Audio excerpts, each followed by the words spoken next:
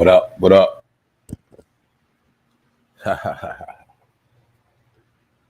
Yeah, I'm back on a Saturday.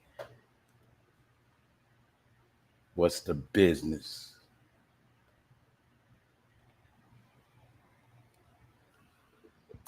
See y'all peeking out. Yeah, I'm waiting for some people to pull up. I'm getting to these topics today.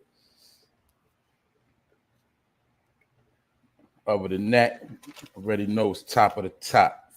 For No Fame Live, episode 189. Vlad Riot, what's up? Look at my people right there. Yes. We gonna talk about these topics today. Brother UMAR Johnson, the fraud, scammer, black power hustler, in my opinion, has been caught talking to a white girl, trying to get her number, trying to bag her up. What's up, Archangel? Man, what's good? Thanks for tapping in. I'm gonna tell people right now, if you love Dr. Umar Johnson, if that's your brother, you might be offended today, but who cares? But yeah, today I'm gonna be talking about some things. For those that don't know, you catch me Monday through Friday, 7 a.m. beyond, mainly 7 and 9. But I pop out whenever I feel like it. Randy Nichols, what's up, bro? Yeah. I know. I'm just giving my people a little bit of time to pull up, because I'm about to get into some things here. Hopefully everybody had a good Friday. Hopefully everybody had a good day yesterday. I know a lot of people probably going to enjoy today. It's a lot of nice weather today in the country. So I know a lot of people probably already left out, or some people just waking up. What up, Alan from the UK? What's up, bro? But I'm going to pull up today. I'm going to do my thing. I'm going to talk about these topics because a lot of things are coming to pass. A lot of things are coming to the light. Yeah, that's what I do. I'm going to talk about it. Other than that, you know what I'm saying? Salute to everybody that's in the building right now. I know a lot of people ain't know I was going to pull up today, but I'm here. So yeah, I'm gonna give people a little bit more time to pull up. But today I'm gonna be talking about Dr. Umar Johnson. And he is a doctor. That's right, okay? That's right. Just grab the blunts, roll up. Everybody get right. Do what you do. Look, I'm gonna be on for a little minute too. Yeah, taking my time. I'm gonna take my time. We're gonna get through this. There go Miss Jackie. There you go. I had to give y'all some time to get in here. Natural Blaze, what's up? That's right. Weekend Vibes. Salute. Brooklyn in the building. You already know. Yeah, we here. Yeah. So yeah, I'm gonna take my time today. I got a little time, and I'm feeling good. But I will be talking about Brother Umar Johnson, the hustler. I'm gonna get into him because a lot of people don't really know too much about him. They don't know his background. And like I said, it's one thing when you for your peoples, and there's many ways you could be for your people. But you got some individuals, their whole plan is to act like they for their people, but in reality, they about themselves. Let me get into that. I'm also going to get into how Joe Biden, Moneybag Joe, straight out his mouth, said that he is nothing that he could do to bring down the gas or the food prices. He said it's nothing he could do. Wax Dog, what up? What's popping? Yeah, I had to let the people pull up. I had to give y'all time to get up in here. That's right, Saturday. Yeah. I got some stuff today. I'm going to take my time. What up, Ty Brown? Yeah. It's good. But yeah, I got to stay focused, though. All right? The boy Moneybag Joe said there's nothing he could do to bring down these gas prices, and there's nothing he could do to bring down food. This is what the president said out of his own mouth. We're going to talk about that. Also, Bill Cosby is back in court. He's back in court again. And it's something Basically, it's still going on. Basically, he got other allegations. I'm gonna get into that on how this situation happened from the Playboy Mansion. Then we might understand why Hugh Hefner not here no more too. But anyway, like I said, it's my opinion. I'm gonna get into that. What else? Something else I gotta make sure I don't want to miss. Also, they say the monkeypox cases are rising. We now have a certain number in America right now. But, you know, that ain't nothing new because it's a biological warfare. Also, coinciding with the biological warfare is the fentanyl overdoses that are taking place in Pennsylvania at a very fast rate. They said that they are experiencing 15 ODs a day. That's the state of Pennsylvania. So I'm going to get into that, but I'm going to start off with Umar Johnson. Yeah, some people call him Brother Umar. Some people call him Dr. Umar.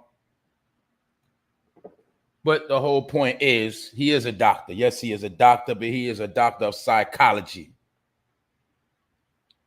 And that's how he knows how to master and manipulate the minds of people. Because remember, you could be a psychologist for good reasons, but you also could be a psychologist for bad reasons. What's up, Annette? Salute, family. Where you been at? What's good? That's right, bro. $100 barely get you a bag of groceries. Now, that's a joke. That is a joke. Who you telling, bro? Especially if you cook a certain way, $100 ain't gonna really. That's like a day. That's like 2 days of groceries, something like that. Depending on how big your family is. On top of that, Labisky, what up? Yeah, I'm here this morning. Now y'all pulling up. I'm about to get into it because I ain't about to waste too much time. I got some things to talk about today. But let's be clear. Don't forget spiritual warfare. This the main thing you always pay attention to, and don't forget. Don't forget that. Brother Umar Johnson and the Black Power hustle. Dr. Umar Johnson has been caught trying to holler at a white woman, allegedly. Now, I know he probably gonna say he was just you know, talking about a meeting or whatever. He gonna dress it up, but that's not the point. The point is when you portray to be a certain image and your actions contradict who you're supposed to be. And my point of really talking about Umar Johnson, because let me make this clear. Whoever Umar Johnson wants to talk to, whoever he wants to have a relationship with, that is his business. Doesn't matter what race he picks. That is his own preference, his own business. But the thing is, this is a man that said he speaks out against blacks and whites coming together in relationships. Anyway, Dr. Umar Johnson was caught in an upscale mall. Yeah, he was caught in an upscale mall in New Jersey, and it looked like he was flirting with a white woman. The woman had her phone out, as you could see, and looked like, you know, he was flirting while she was entering his number into her phone. They say that Dr. Umar is an outspoken opponent of interracial relationships, especially between black and white women. He speaks out against that all the time. That's one of his bread and butters. You dig? Courtesy of MTO News and a few others that seen. Matter of fact, this video was actually on Twitter and it had 4.4 million views. This the same man that claimed he was going to build a school for black people, for black kids. I don't know if that school been built yet. It's been said he has collected millions of dollars, but you see him at the mall shopping. That's his business. And it's people that have been on his neck for years, like, you know, salute to Monty Woodgrain, Leonard Honor. It's dudes that have been on his neck for years, exposing him for years. I say like 3-4 years now. And this man said was going to build schools for black people. He was going to do all this for the kids. Now, when he first came out, he was talking about the psychological treatment of black boys and how, you know, the system get the black boys ready for jail. You know, he had a, no, don't get me wrong. He speaks a lot of truth. He speaks some positive things. He got some good information. But this is how he came in the game. That's why you're going to notice a pattern. Most of these dudes, when they come in the game, they got to hustle. They got a topic. And then you'll always see somewhere down the line, they go off topic. And they get led astray because they're just human beings. It's okay. But for those that don't know, we're going to go into how, when Dr. Umar first started. As you see, this is a grainy video of when he first started. This is when I first saw Dr. Umar Johnson. I told people I've been on YouTube since like 09. So I've seen a lot of people when they first came on the scene. When they first came out, I seen they transition. I've seen some stay the same. I've seen some elevate. I've seen some degenerate and go astray. And I've seen some just destroy themselves. But this is when Dr. Umar Johnson first pulled up on the scene, for those that don't know. When he used to do lectures in the Black and Noble store in Philly, one of the conscious stores that sell books, DVDs, and they sold a lot of information. They would book a lot of people like Professor Griff, a lot of people. See, a lot of these dudes got their start in situations like this. Also, I got to give Sadnetta his credit, because Sadnetta did help Umar Johnson blow up. Because after Umar was doing this thing in Philly, he started coming to New York too. But this is how he first started. He was just a regular dude with good information. Regular dude, regular degular. That's how he started. Humble, you know, humble beginnings. This is how Umar Johnson started. Right in a little store, getting booked, little store. You know, now he does big lectures. He gets a lot of money. He goes on tour. He got a whole lot of stuff going on. Told you he's supposed to. This before he tried to build a school. This before he touched the mills. This before he touched them racks. That's how he started. See him again, same location. Black and Noble store in Philly. You see, this is how he started. Humble beginnings. Humble beginnings. But then I'm going to also show you, we're going to take a look at who he really is, in my opinion. So like I said, if you love Umar Johnson, that's your business. Danielle Walker, what's up? Layla D, I'm going to get to all of y'all. I'm going to be here for a minute. ABG, what's good, bro? I'm going to get into y'all. I'm going to holler at y'all. You feel me? But I got to stay focused. Now look, right? This is how he first started, humble beginnings. Now, remember, he is a psychologist. And psychologists know how to get into people's brain, their mind, their thinking. A good psychologist could help you, fix you, help you get to the root of certain problems, you know. But then you have some wicked psychologists, and their whole purpose is to manipulate, distract, trick you, and do all type of mind games. We'll say that. So now in this picture right here, we'll see that Dr. Umar Johnson, brother Umar, looks like he might be a preacher. He look like he got a preacher swag. Because people like him understand the science of images and how a picture speaks 1,000 words. And when you're dealing with psychology, it's about imagery. When you can portray certain images, you can make yourself transform in the minds of the people. So this is Umar Johnson looking like a pastor, or he could just be looking like a sharp businessman. Either way. Because remember, a lot of times when a person could throw on a suit and they could change their whole appearance with a suit on.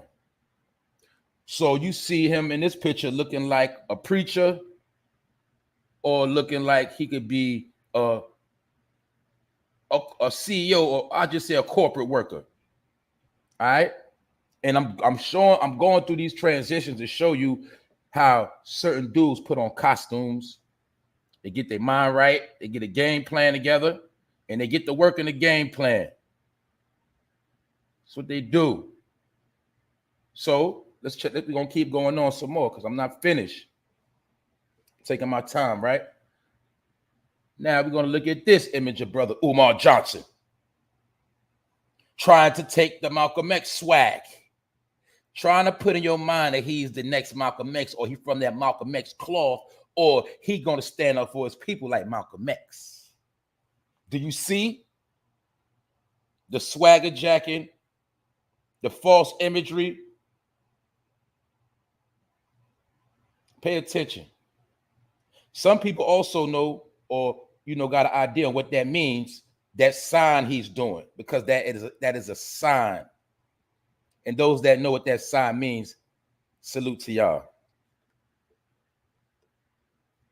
Like I said, this is a man that also claimed to be related to Marcus Garvey. Let me not forget that.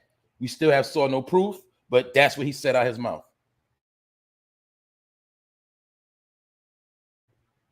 He claimed he is a direct descendant of Marcus Garvey, but we have no proof. In this picture, you see him jacking the Malcolm X swag, trying to portray the image to the people that he is from that cloth. He's going to stand up for his people. That's his mission. That's the journey he on. That's what he stand for. But he's nothing but a 2022 millennium hustler. And like I told y'all, these niggas that claim to be Black Power ain't going to do nothing but run their mouth and stuff their pockets. That's it. They're not even going to be consistent with the information that you need. That's all I'm saying. Now, what a person do with their money, that's on them. If a person makes money while they're doing a good job, while they're doing the right thing, there's nothing wrong with that. My point is that's not their agenda. Their agenda is to get money first and use the Black struggle as a springboard to get to where they want to go. It's easy to prey on Black people because everybody in the world knows that Black people or certain people are looking for a sign of hope, faith, some type of upliftment. So that's why myself, I try to give out information as much as I can, but I told you I don't want no fame. It's not about me. It's about the information. That's why a lot of time y'all get caught up in the messenger and you always miss the message. It's all about the message. It don't matter who it comes from, as long as you get the message. That's what people got to understand and stop getting wrapped up in human beings. So let me backtrack again, because I know people pulling up. It's Umar Johnson when he first started. Humble beginnings. No chain on, no baggy clothes. Starting out. You know what I mean? Trying to get a little professional. So we started. Humble beginnings.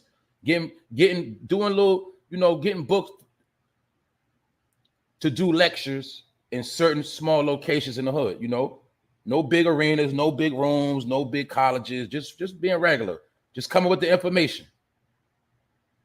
And like I said, you see them transition.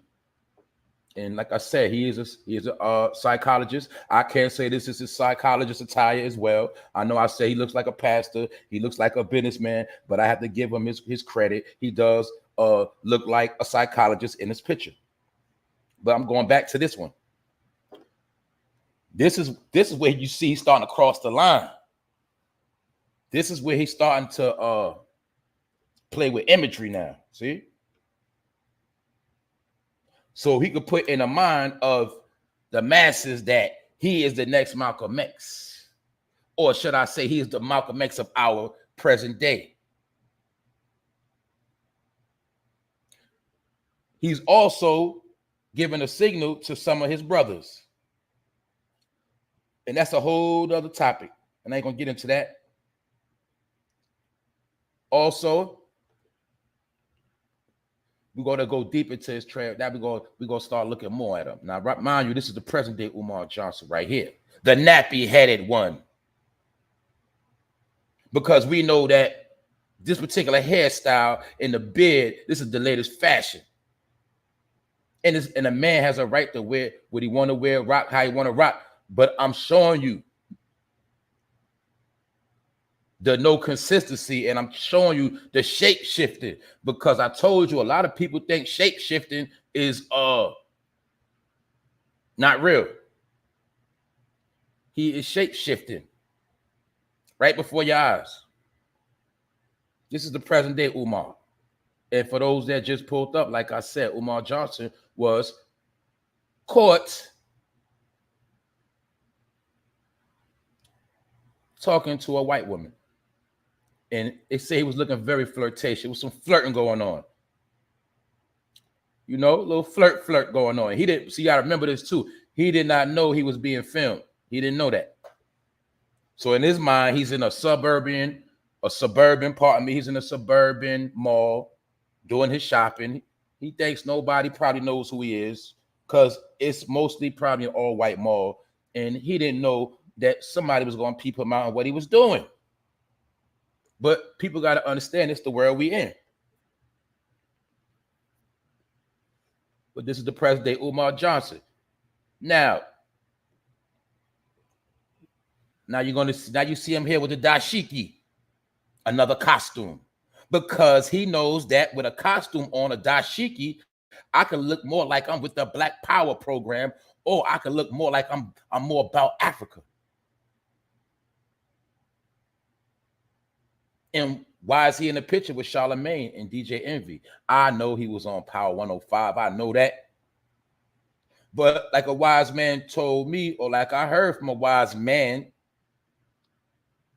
you got to watch the individuals that be on the TV or on the radio. My point is any public platform that the elite control. Now, if the elite and the higher ups control these platforms, would they really be putting somebody on these platforms that are really for their people? That is the question. We also know Charlemagne, how he get down. We know how DJ Envy get down. Can we say both of them are really for the people, or do they just talk and run their mouth and they just trying to get paid? Either way, that's their business, all right? I'm not knocking them neither. I'm not knocking nobody. I'm just, we just going to look at some things. Now, I showed you humble beginnings, but was this the point he was always trying to get to right here?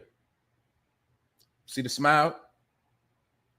You see do you see the swag? Now, I'm asking another question. What does this dude actually do for black people? I heard he built the school and took a lot of people's money. I heard he snatched up over $1 million over a bogus school. But what has he given black people? What does he really do? I've seen videos of him bashing black people. I've seen all type of shenanigans with this clown. But is this where he really wanted to go? Did he really want the fame? And he used the black struggle to get a position? Is that what he did? Or does he really have love for his people?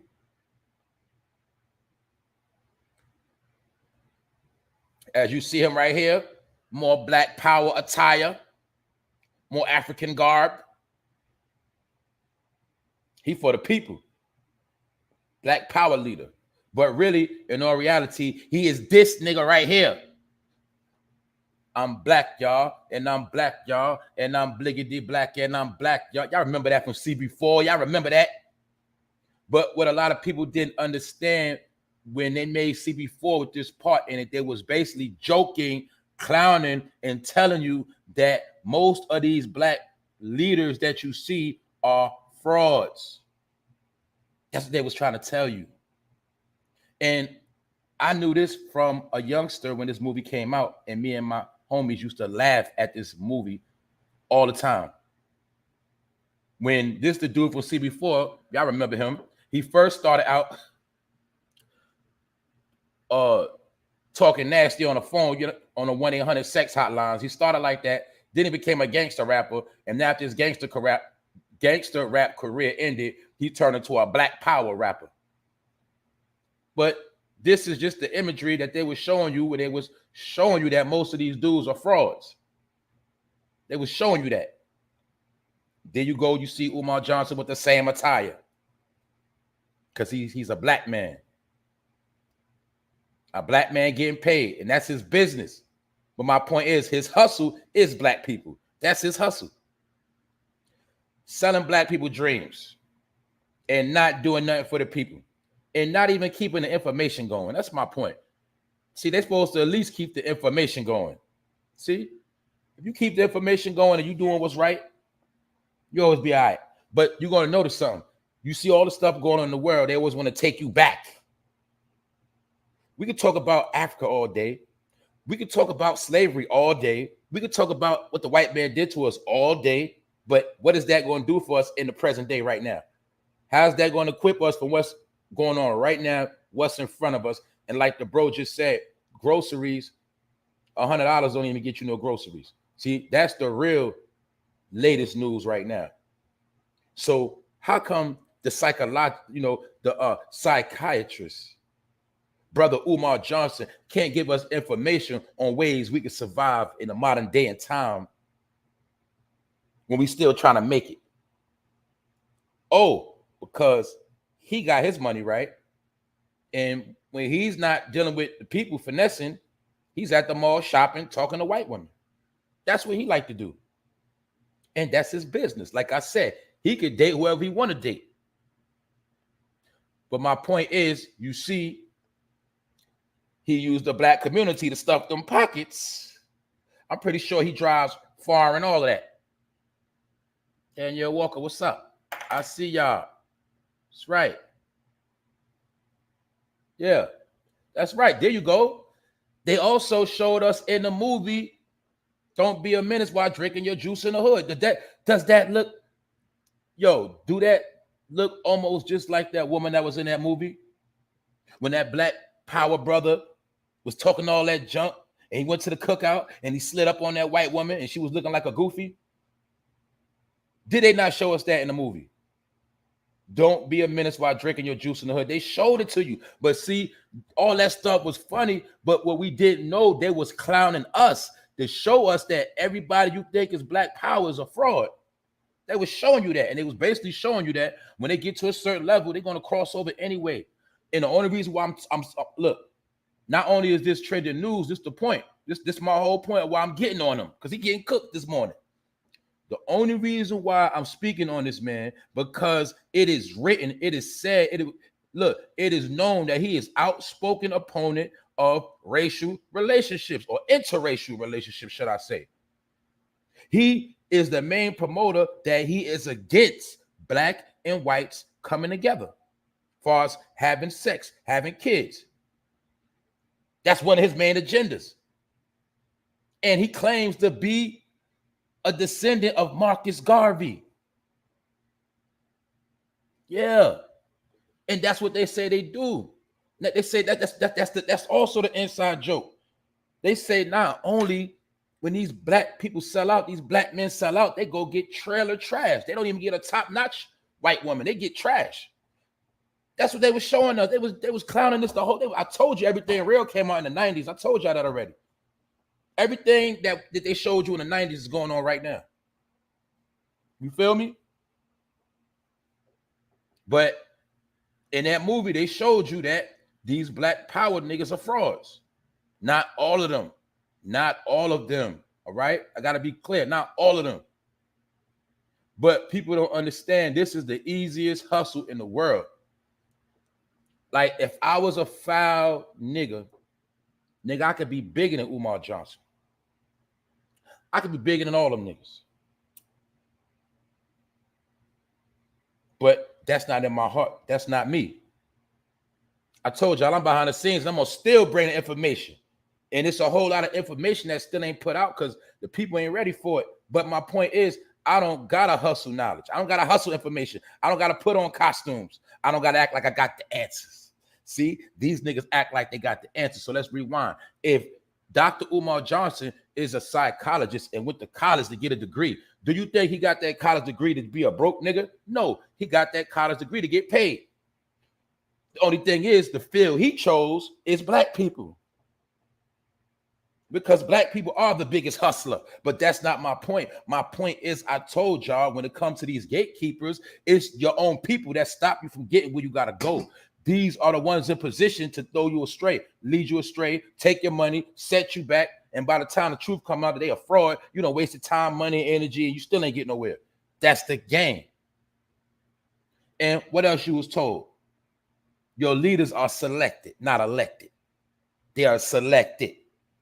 So when you see them on big platforms controlled by the white man, allegedly controlled by the elite, when you see them on these platforms, do you really think if they was for their people and they really was a threat and they really was about that business, do you think these major corporations will put them on a platform? No, because it don't work like that. Because why? You was told that what? The revolution will not be televised. So when you see a clown like him on TV, he is a clown in a Black Power outfit. A lot of people don't even know them dashikis cost like 400 plus too. Them dashikis right there cost bread, 400-500. A lot of people don't know that. But my point is, this is not about the money. Even Charlamagne is in the background smiling because they know he's a fraud. Or maybe they just happened to tell a joke before they took this picture. You see that? They know, even Charlamagne know this man a fraud. I'm gonna be real. Envy probably know too. But Umar Johnson bringing the ratings. And, you know, he represents Black people right now. He's been on TV all over. He's been all over. He tours, he does college, he does everything. He gets paid, he does his thing. But that's not how he started. That was not his original agenda. His original agenda was trying to save the Black boys from, you know, being manipulated in school and being programmed to go to the penitentiary. You know, he spoke on things like how they misdiagnose young boys, how your kids get diagnosed in school where they say, your child is bad, he needs Ritalin. You know, because remember, school is where your child sometimes get diagnosed with what? Attention deficit disorder. The school sometimes is the people that label your child autistic. It's the school that really labels your child, and your child get these labels early, and those labels stick with them forever. Because once your child is labeled and they get put in special ed or labeled as a bad kid, not only their school record of them being a so-called bad child follows them, it's also a slick preparation to get your child ready for jail. That was one of his bread and butters. It's not nothing spectacular. It's not like he brought the information to the table, but that was his criteria. So I have to give him his credit on that. But my point is, you will see that Umar Johnson got away from them teachings. My point is, do little Black boys need the most information and help right now? Do they not need Brother Umar Johnson right now? But you'll see right now, this is what Umar Johnson is doing right now. He's not talking about no Black boys. Because he's at a point where he's comfortable. That's all it is. And he want to portray to you like he's the next Malcolm X. Well, we know that Malcolm X was a very disciplined man. He was a family man. He spoke his mind. He stood on what he believed in. Yes, Malcolm X, when he was red, he was into white women. But see, he did it backwards. See that? Malcolm X started out dealing with white women, being foul in these streets. But once he cleaned himself up and accepted the Islam faith, he actually done away with all of that. But we see Umar Johnson did the opposite. He started out with Black power and Black people, and then he got to a certain level. Then he started messing with white women. He did it backwards for Malcolm X to show you he's a ass backwards nigga. But you'll see in his picture, he's trying to be like Malcolm X, finessing through imagery. That's what he's doing, imagery. When the whole time he is a fraud. You get it? He's a fraud. He's this nigga right here. And I'm Black, y'all. And I'm Black, y'all. And I'm bliggity. You understand? I'm trying to show you that's Umar Johnson right there.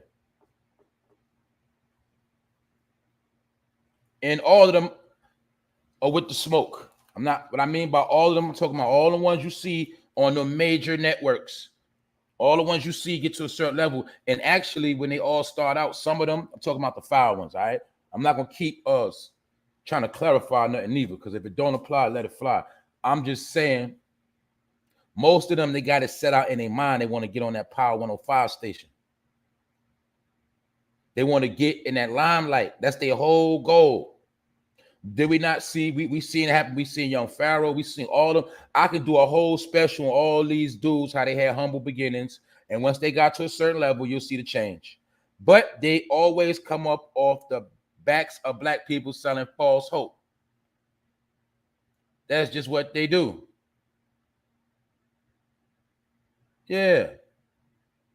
That's what it is. That's what it is. Yeah. He also said he was related to Frederick Douglass.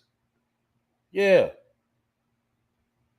So I gotta be clear on that. I know, you're right. For a fact, he did say he was related to Frederick Douglass too. I think he said Marcus Garvey too, but I put it like this. I know for a fact he pushed the Marcus Garvey agenda when he first came out. He was riding Marcus Garvey wave, but this man did say he was with Frederick Douglass. He did say that. That's a fact. And this dude is nothing but a Philly hustler. Salute to the Philly hustlers. He is a Philly hustler. That's all. He's just a Philly hustler that didn't want to sell drugs. You feel me? That's right. Truth using logic. Umar talks nothing about going forward. Exactly. Let me tell y'all, do y'all know how easy it is to keep talking about the past and what they did to us and where we come from? Man, that's easy. We've been hearing that for years. Malcolm X was telling us that. My point is this. You have to upgrade your knowledge. You have to update the database. So a lot of these black power niggas don't know how to upgrade. They don't know how to bring the information to the modern day and time. And I'm not knocking them for that. There's nothing wrong with that because it is levels. Some brothers are meant to teach on certain levels. Yes, they are, because it is a school of thought. I'm just saying that when you seeking knowledge, you can't just stay in one spot. You got to keep it moving. And when you call yourself bringing information and waking up the people or enlightening people, you got to constantly come with information. You can't be just trying to regurgitate. You have to understand that the time we in right now, that your people need you the most. And there's a lot of confusion out here. So you got to take a stand for what you say you believe in, and you got to put it out here. If you a teacher, you got to teach. If you a leader, you got to lead. Or if you just bring the information, you got to bring the information. You got to say and do, whatever you say you got to do. And you got to make it all make sense, because it's people like him leading your people astray. And that's why I call niggas like him a gatekeeper, because his whole purpose is to throw you off path, sell you false hope. So when you do see the real him, you'll be disappointed and feel lost, led astray, and played. So all those who donated money to Umar Johnson, how you feel now? The people that went for that school scam, how do you feel? I haven't seen the school yet, but the point is nobody even holds him accountable for that. And this nigga's a scammer, because a wicked psychologist is a scammer, because they know how to manipulate shit. He also might look like a pimp. And he might have mastered the art of mind manipulation and selling false images and trying to play and prey on his people. The nigga is a fraud. And I hope you see this video, nigga, because you're a fraud. A fraud. So that's why you see right here, he looks like a pastor or a preacher. But when you see him now, he thugged out. He with his people. He want to portray the Grimmy, the black power image, the black masculine man. His fake ass eyebrow up, fake ass serious look. Nigga's a fucking fraud. Fraud ass nigga. Another 2-bit hustler, nigga.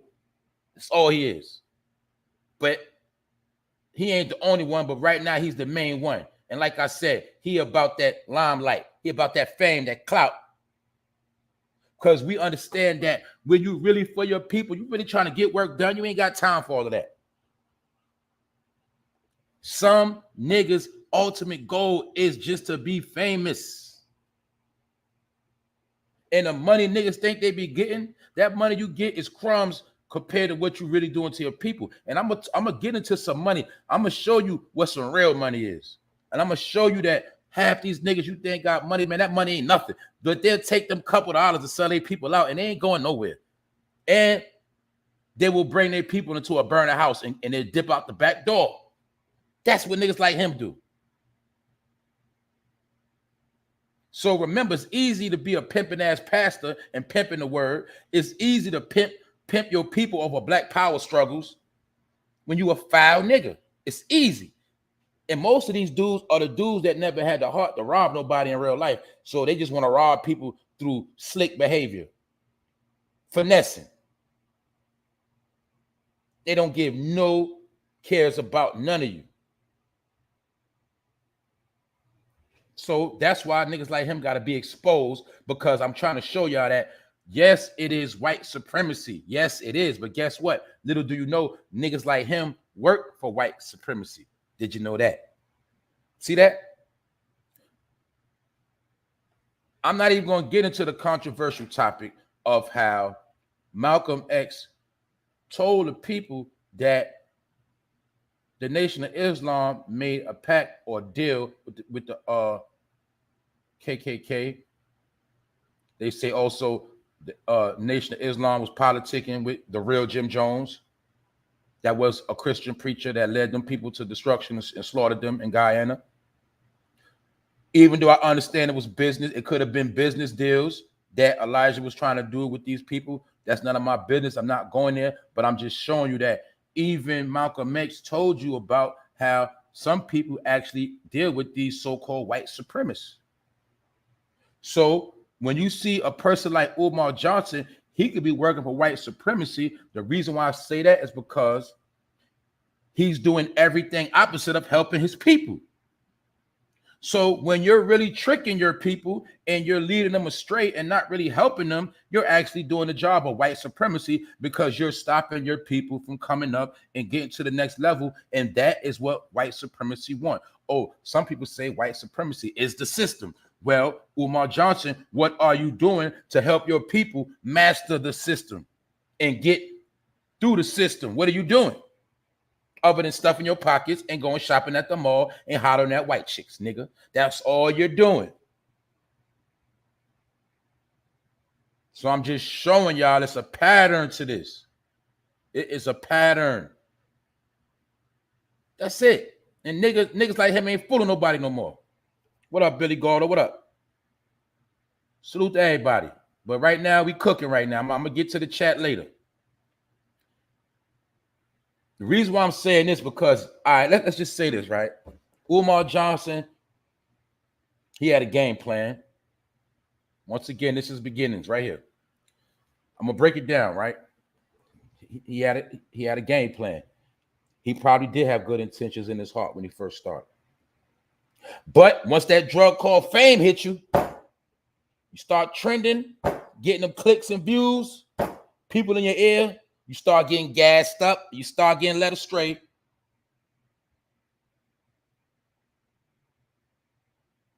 So he might have had a righteous cause in the beginning. He might have had a program, or he could have had a script from the beginning, and this could have been his whole plan from the beginning.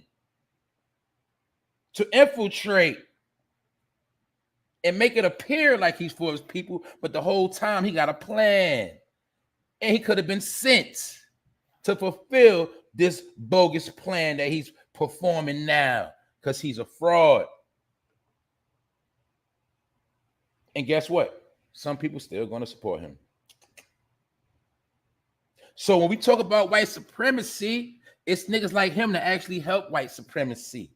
So that's why when you listen to me, in my opinion, I tell y'all everything ain't about race. Race could fool your stupid ass, because you could have a nigga with brown, black skin, and the whole time that nigga's a hater. He is a fucking white supremacist, because he's trying to really stop you from coming up. He's trying to stop you from waking up. He's trying to stop you from prospering and getting higher than him or growing with him. He want to be the only man behind the camera. He want to be the only one getting all the clout, and who will leave his people behind. See, there's nothing wrong with want to get, okay, for some of you dudes that like the clout, the fame, that's okay. Get the fame, but at least help your people. And I'm going somewhere with all of this. I'm going to tie some things together in this episode right here. But I got to show you how all of them start out one way, then they always make a change. And it's most of the time, it's a 720. I told you I could do a whole episode how all these niggas been selling false hope for years. Now we in the most time of a crisis, and these niggas are quiet and they talking stupidity right now. They ain't even talking, half of these niggas. That's it. And like I said, my job ain't to bash these dudes. I'm just going to show them who they are. You're going to see who you are, because y'all don't like to look in mirrors. Well, you need to look at who the fuck you niggas is, because you are violating your people.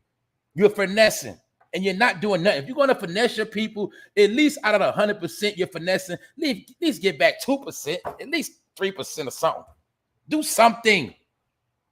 But you're not. You know why? Because a lot of you dudes, you selfish, arrogant, you egotistical, and you want to live the life of the white man. So you talk about the white man all day, but then as soon as you get some money, you start living like the white man. Or some of you niggas get money and you start living like your hustlers and your drug dealers. Just being solid. And there's nothing wrong. Look, there's nothing wrong if you like nice things. It's nothing wrong if you like the ball. It's nothing wrong with that. All I'm saying is, why you keep trying to lead your people astray and don't do nothing. Even the wickedest people on this earth that make money, they still go back and help their people, because they understand the art of what? Charity. A lot of niggas don't understand charity because niggas have a mentality of every man for himself. I got to get mine, nigga. You get yours. And that's why I'm going to show you why we going nowhere fast anyway. And you know what I tell y'all? You better do your own thing and don't worry about no leader. Don't worry about no nigga trying to wake you up and give you the answers. Okay, that brother woke you up. Salute to that brother. But you got to understand, that's where your journey begins. It don't stop with no one man, because you ain't supposed to be worshiping no man. That man only could do a couple of things. That's open up your mind, wake you up, you dig, point you in the right direction if they righteous. But other than that, you got to do your own thing. And a man should not be worshiping another man. That is blasphemy. Just like this nigga, blasphemy. Started in humble beginnings at the Black and Noble bookstore. Now this nigga be on the stage. You see, a lot of niggas want to get to that stage. See, showing you. I told you, I'll rock the crowd. You niggas rock arenas. I'll do the club, nigga. I'm gonna stay in the club, because a good show is a good show. I don't need to be in no arena, nigga. You perform in a damn arena. You know why? Because when you in that arena and shit starts slowing up and them tickets don't start moving, that's when you niggas gonna start doing anything to keep the show going. Haha, I ain't gotta do that. I'm like that one hit wonder that got that bomb song. I could perform that one song to the day I die. You know why? Because I do this shit from the root. So that's what I'm trying to show you. I know what I be doing. Nigga, I don't want to blow up. I don't want to blow up too fast, nigga. I don't want to be out here. I don't want to be on Front Street. That's never been me. Some of these dudes, they want to be on Front Street. They want to be stars. They want to be celebrities. But a celebrity is nothing but a false image of lights. A celebrity is nothing but light put in a cell. These are niggas that shine, but they're really on lockdown because they can't do nothing because they being controlled. So what really is a celebrity? An image of false light. It's like a light you see shining, but the light really ain't got no power. Like a light bulb. That's what a celebrity is, a light bulb. So when you look at a light bulb compared to the sun, how much energy, how much power is that really? You're talking about 150 watts compared to the sun. So that's what a celebrity is, compared to a real, you understand, the real power. This nigga is a light bulb compared to the sun. He is nothing. Just like a lot of you that want to be celebrities, you're nothing. And I'm going to tell you, you're nothing. So I don't understand what all this selling out is about. I don't understand why everybody trying to go nowhere fast. Because niggas like him is a fraud. And it's a lot of you niggas that's frauds. And I'm going to speak up because, look, I ain't trying to mess up your hustle, nigga. I'm just trying to tell you your shit running out. And all of these niggas are getting exposed because we're in the last day. So they are what? Exposing themselves. You don't have to expose nobody. People are going to expose themselves because that's the season we in. So when I see Dr. Umar Johnson in a mall, a white suburban mall that he thought nobody would catch him at, talking to a goofy looking white chick, I'm not surprised. I don't care. I'm not hurt. Some of you niggas gonna be hurt. Some of you gonna be surprised. I'm not. Because I understand this was gonna happen, that Umar Johnson is nobody but this nigga right here. Facts. You get what I'm saying? So I'm showing y'all this is simple. It's very easy. The Black Power hustle. And then you see him giving you the evil eye. Don't play with me, boy. Don't play with me. See that? This nigga's a finesse. He's a clown. I told y'all the spiritual warfare, and you don't understand about the powers that be or unseen. This is a warfare between shit that is unseen. You know about everything you see because you was taught to master the flesh in this world, or should I say worship the flesh, worship material things, but you don't understand nothing about the shit you don't see, because that's why they say you are blind. You don't understand the unseen hand that controls everything, that even controls him. That's how a nigga like him could try to sell out his own people and don't have no regret and sleep good at night, because that's his job. So let's ask the question: was Dr. Umar Johnson sent? Was he sent to do a job of distract his people and get paid? We'll never know. Salute to the chat. I see y'all pulling up. Carla, Shay, Murdoch. We here on Saturday. We cooking this morning. I'm gonna get to y'all. Y'all just stay tuned. Stay tuned. Pay attention. We here. So I'm just showing you, but look, I'm not gonna just keep picking on him. He's not the only one. I'm just showing you it is an energy. It is an entity that manipulate individuals to take on these roles because they all are role playing. I told you your life right now is like a movie, and certain people are playing roles and following scripts. He is one of them. What's the script this nigga following? Nigga, the Malcolm X script. The Malcolm X movie, nigga. That's the script he's following. He done claim Frederick Douglass. He done claim Marcus Garvey. He's trying to portray Malcolm X. He's trying to tell you he's everybody wrapped up in one. But let's ask, what is this nigga doing that is equivalent to any of our leaders? Nigga ain't doing nothing. You see, it's just that we in a time where people don't read books, and the niggas from a certain era read books and got information. You think they more smarter than you. The only difference is we come from a time where reading books was cool. We come from a time where knowledge was popping.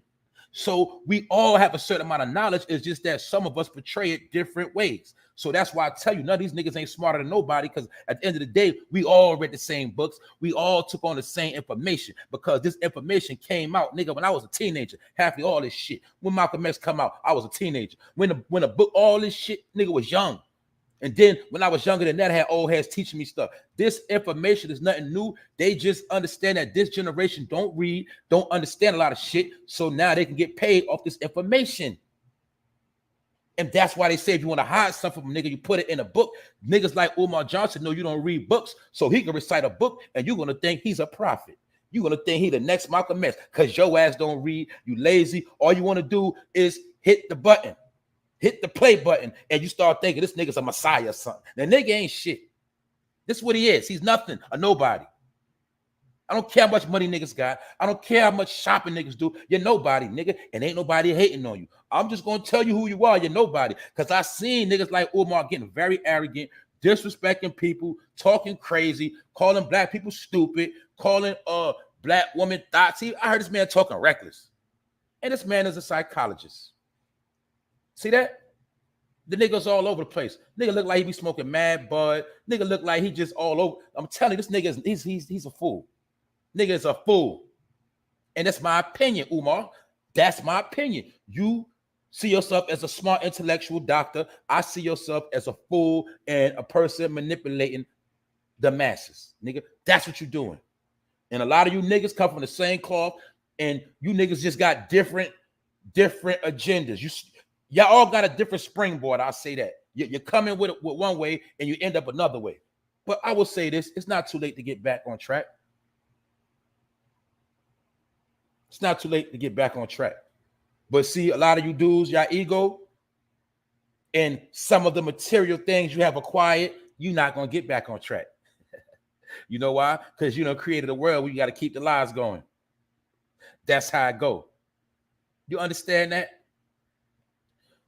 So, like I said, Umar Johnson was caught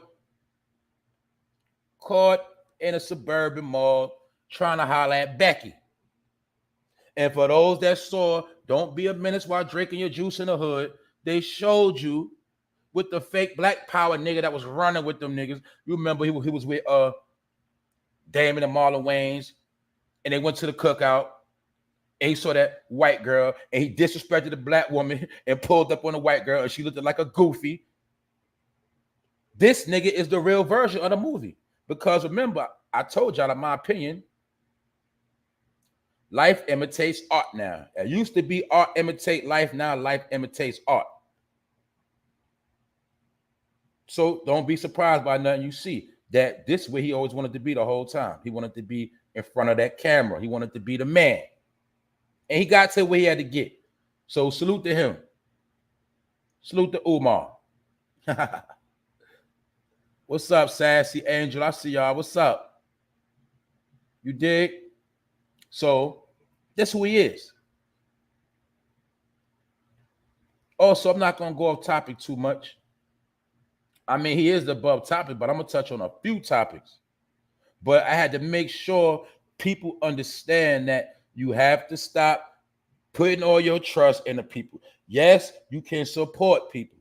You can support people. There's nothing wrong with that.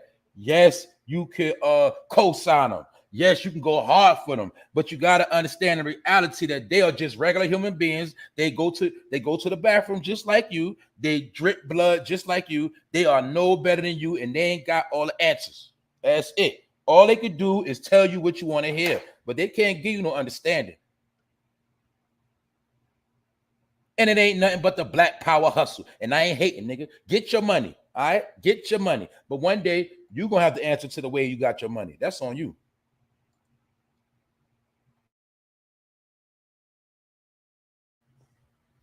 So the next topic I'm going to touch on, and it applies to niggas like him, because I'm going to show you something.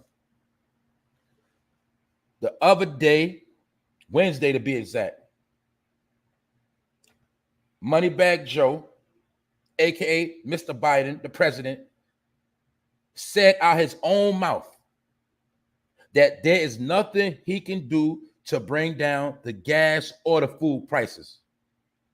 In the term, he basically said his whole time in office, which is about 2.5 more years, he said that he cannot do nothing, period. So y'all know who listen to me. I've been talking about it, that it's going to get worse. I told y'all that. We are just dealing with the beginning of what's about to come. But people don't understand how to read signs, so they always end up in a ditch or led astray because they don't see the sign. Therefore, they never get to their destination. And I told y'all all this is headed somewhere.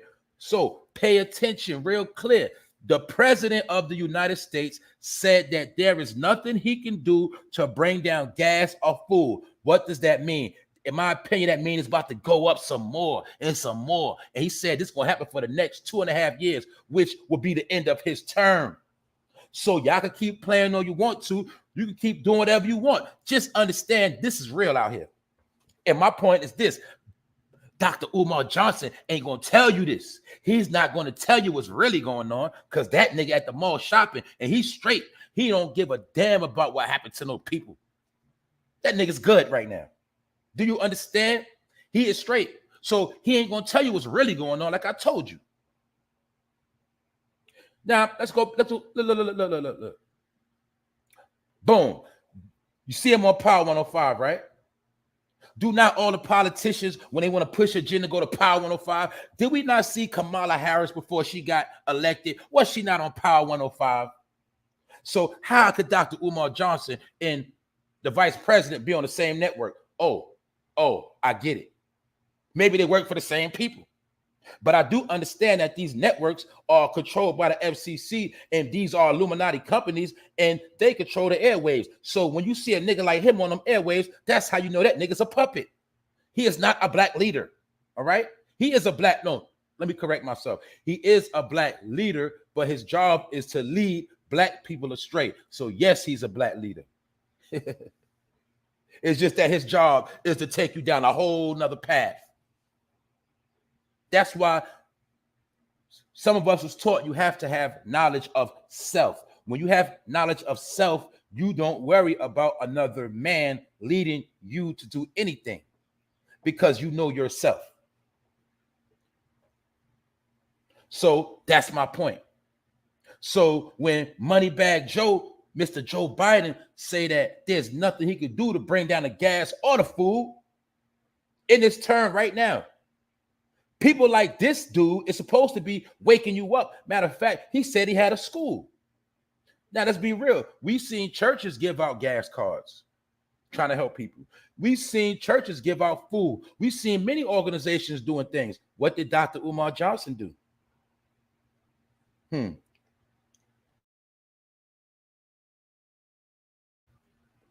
What did he do? At the most time you need him the most, what is he doing? Now, remember, a lot of them could get a pass if they was BSing before. But things are getting real, and y'all call yourself conscious, but the more things are getting real, y'all acting like y'all don't see nothing. Y'all sleep. Oh, because I get it. The bag is right now. You know what I'm saying? The material possessions are getting better. You straight.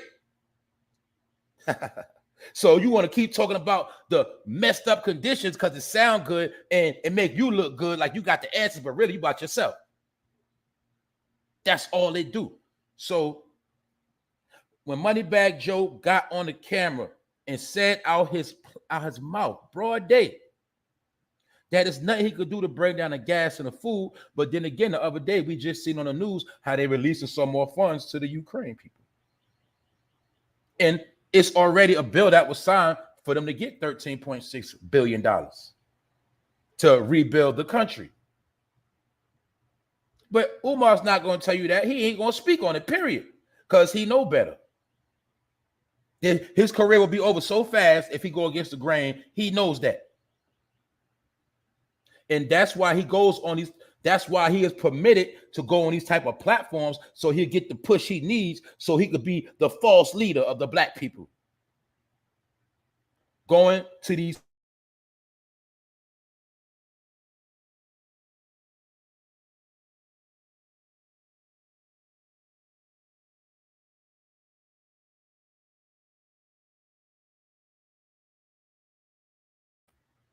because all you did was use stuff like this to book more shows, book more lectures, and get more money, nigga. That's it. Mr. Mr. I don't promote blacks and whites having sex. He don't support interracial relationships. He don't support that. He's actually against it. Told y'all, man, that's the hustle. But the nigga Joe said that it's basically nothing he could do. So when your president sit here and tell you that it's nothing he could do to drop the gas and the food prices, inflation is in full effect. When your president tell you there's nothing he could do, you should understand that it's about to be hectic out here. Because he's basically telling you he has no security for you. Or should I say, you don't have no security. That's why you have to secure yourself. It's called what? Securing the bag. You have to secure your own bag for you and your family. But you don't have to secure the bag while you're manipulating and finessing other people that's trying to get to their bag.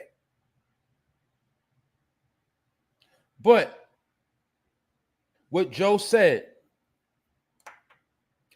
this man, Joe Biden, said it's a lot going on right now. See, like, you know how when you're busy or you ain't been able to attend to certain things, you say, yo, I got a lot going on right now. You feel me? I'm trying to, that's what Joe said. That's the terminology he used. Biden said there's little he could do. There's a lot going on right now. But the idea we're going to be able to click a switch to bring down the cost of gasoline is not likely. And he said it's not likely in the near term.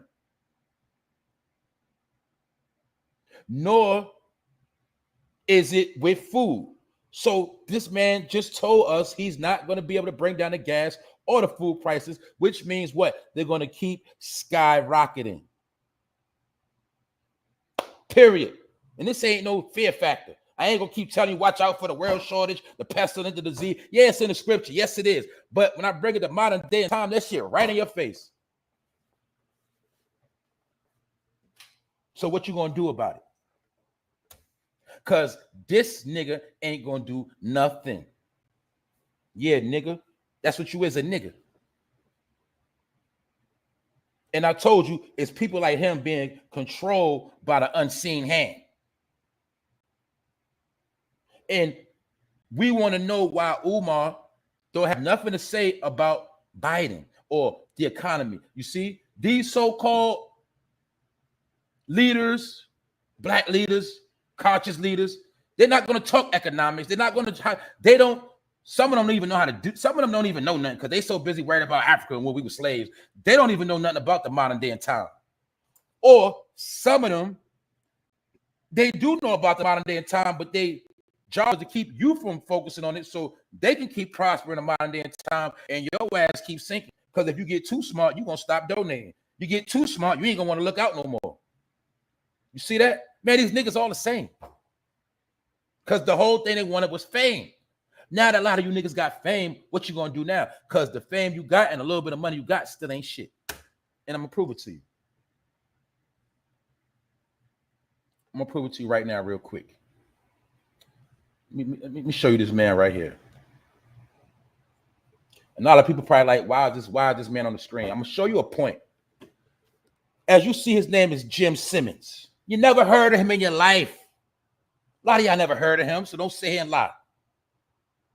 But you got to understand, he is not a celebrity.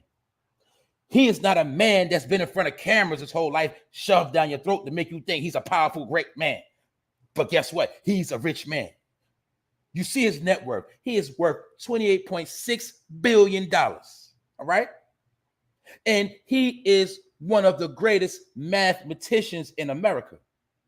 He also deals with funds. He has other corporations. But my point is, all right, this man has donated $3.3 billion to many organizations. Boom. That's not my point right there. My point is, it's rich people out here that you don't even know by name. So when a nigga is going so hard to be rich or be famous, it shows you that no matter how much money you get, you still ain't nobody. Because I'm showing you how you got niggas that will sell out their own people for some money, and the money they get still does not change their life. You still stuck with us. You still have no power. Jim Simmons, you never heard this nigga. He got more money than a lot of niggas. Now, let's peep game. When I say nigga, talking about white niggas too. I'm showing you something. Be patient. I'm gonna show a point for those that listen. Now, this man, remind you, for those that don't know, it's only 2,668 billionaires in the world. It is less than 3,000 billionaires in the world. Now, recently, yesterday, this week, we just heard that LeBron James became a what? A billionaire. And that's a good thing because he did it playing ball. We heard recently about Jay-Z is a billionaire. We know Dr. Dre is a billionaire. We know Puffy is a billionaire. That ain't the point. The point is, look, all the stuff they had to do to get where they at. They just got $1 billion. This man got 28.6 billion. He done donated 3.3 billion. So he done donated more money than them niggas have made. And this is what you call, he got to be a humble man because we never seen him. We don't even know about this man like that. So he has to be humble to a certain degree. And we don't know if he might have did do a lot of good works. But that's not the point for my people that love to trip on race. This ain't about talking about no white man. This is about talking about money and how you got people with money, but they don't got no name. They don't want to be famous. You never seen them in front of the camera like Bill Gates and Elon Musk and Warren Buffett and all of them. No. And I'm showing you how when a nigga get a little bit of dollars, nigga get a little thousands, couple six figures, nigga get a little mil, nigga start getting big-headed like they got all the answers and they powerful figures. But until you understand money, when you understand 28.6 billion net worth, Then you start to understand real money, and you understand when you only got $1 million compared to him, you're broke. Do you understand that? When you got $1 million, you come in a room with him, you become broke. That's why it's a saying, there's no such thing as having too much money. And money is money. And when you got niggas, they'll do anything for money, like I always tell you. They'll do anything to get a little bit of fame and a little bit of money and think they straight. So to sell out their people, they will be good to get a couple $100,000. They straight. They'll sell your ass out quick. And they think they're better than you. And they think they straight. But really, you're still broke. You're still trapped off. The only thing is you're a little bit better. That's it. You still ain't going nowhere. You still have no power. You just got a little bit of numbers in your bank account. And they're going to be on your ass when it's time to file them taxes.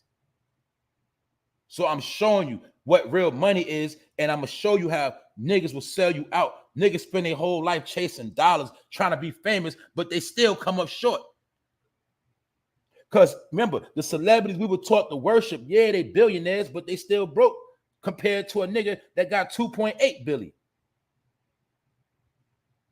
Not broke, but I'm just saying. We're always focused to worry about the wrong things and praise everybody and praise things. Well, my point is, you got rich people in the world that don't have no name. They don't want no fame. They just want to what? Do the work. They just want to do the work. So we could say this man is doing the work for his people. He might did for all people. We don't know. That's not my point. My point is a nigga is going to always act like what they're going to do, but when they get that little bit of money, they ain't going to do nothing but go shopping and talk to white women like Umar Johnson. That's why I'm going to keep tying it all together. I'm going to show you something. That niggas spend their whole life chasing money, but niggas still don't get nowhere. I'm talking about these leader niggas. I'm talking about these big influencers. I'm talking about the niggas that think they made it. You're still a small fry. You're still a peon in the real world. And remember, like they say, white supremacy controls America, right? So that means no matter how much money you get, you're still going to be considered a what? And you, 9 times out of 10, y'all the same ones. When you get in a room for the so-called white people, you're going to be scared. You ain't going to say or do nothing. You ain't going to make no demands. You ain't going to make no statements. But when you're around your people, you got a lot to say, and you speak with authority, and you know you get a lot of donations, and you like to keep it going. But in reality, you ain't gonna do nothing. That's all I'm saying. Salute to the chat, D Malley, what up? I ain't forget y'all. Yeah, he claims he doesn't want donation from white people. Yeah, how stupid is that? See, but no, that's not. Look. Truth using, he's basically telling on himself. He don't want, because that's not the agenda. His agenda is not to take from white, it's to take from black people. You see, I'm showing you how niggas like him be the real racists. Because when you take for black people, that shit can hurt their pockets, cripple them, fuck them up. But taking from the white people ain't no fun for him. Matter of fact, he already know what his job is to do. So his job is not to take from white people. That's really what he's telling you. I don't want no donation from white people. I want money from black people. Basically saying, I want to take y'all money. I don't want to take his. So that niggas be, I showed you niggas be telling on themselves. This the same nigga that'll say that and then have all his money in a white bank. These niggas are clowns. What's up, Miss Deja? I see y'all. I'm going to get to y'all. So, that's the dumbest shit I ever heard. Umar claims he doesn't want donations for white people. Do y'all hear that? Because remember, a taker is a taker. But remember, a nigga is trained not to take from a master. You get it? You see? Let's go back to the plantation real quick. I'm pretty sure a slave would have stole from another slave, but that nigga would have been scared to take from the master, big house. See? Because he don't want that money. So he don't want that money. He wants your money. You see the hypocritical niggas out here? What's up, Cassie? What's up? That's right. Yo. That's right. He look like a weed head. That's what I said. This nigga look like a weed head. Nigga, who this nigga playing with, man? We know about what the blunt mouth look like. Man, let's stop playing, man. You know how it look when you know how a person look when they smoke a lot of weed, man. We ain't gotta play them games. We know. Nigga look like he smoked hella bud. Yeah, nigga. And I've seen them IG lives where he was looking high and going off on people. I seen it. Nigga's a joke. But in the morning, when he's ready to portray that perfect image, that nigga start pulling up like this. A righteous man, a righteous black man. That nigga ain't nothing but CB4. Because I'm black and I'm black. I told you in this movie, they were showing you that most of these black power leaders are frauds and they are put together. They are groomed and prepared to go out in the world and be a false leader. See that? The Malcolm X swag with the weed mouth. Do you see the weed lips? Allegedly. It looked to me like he be smoking blunts. Yeah. That's my opinion, Umar.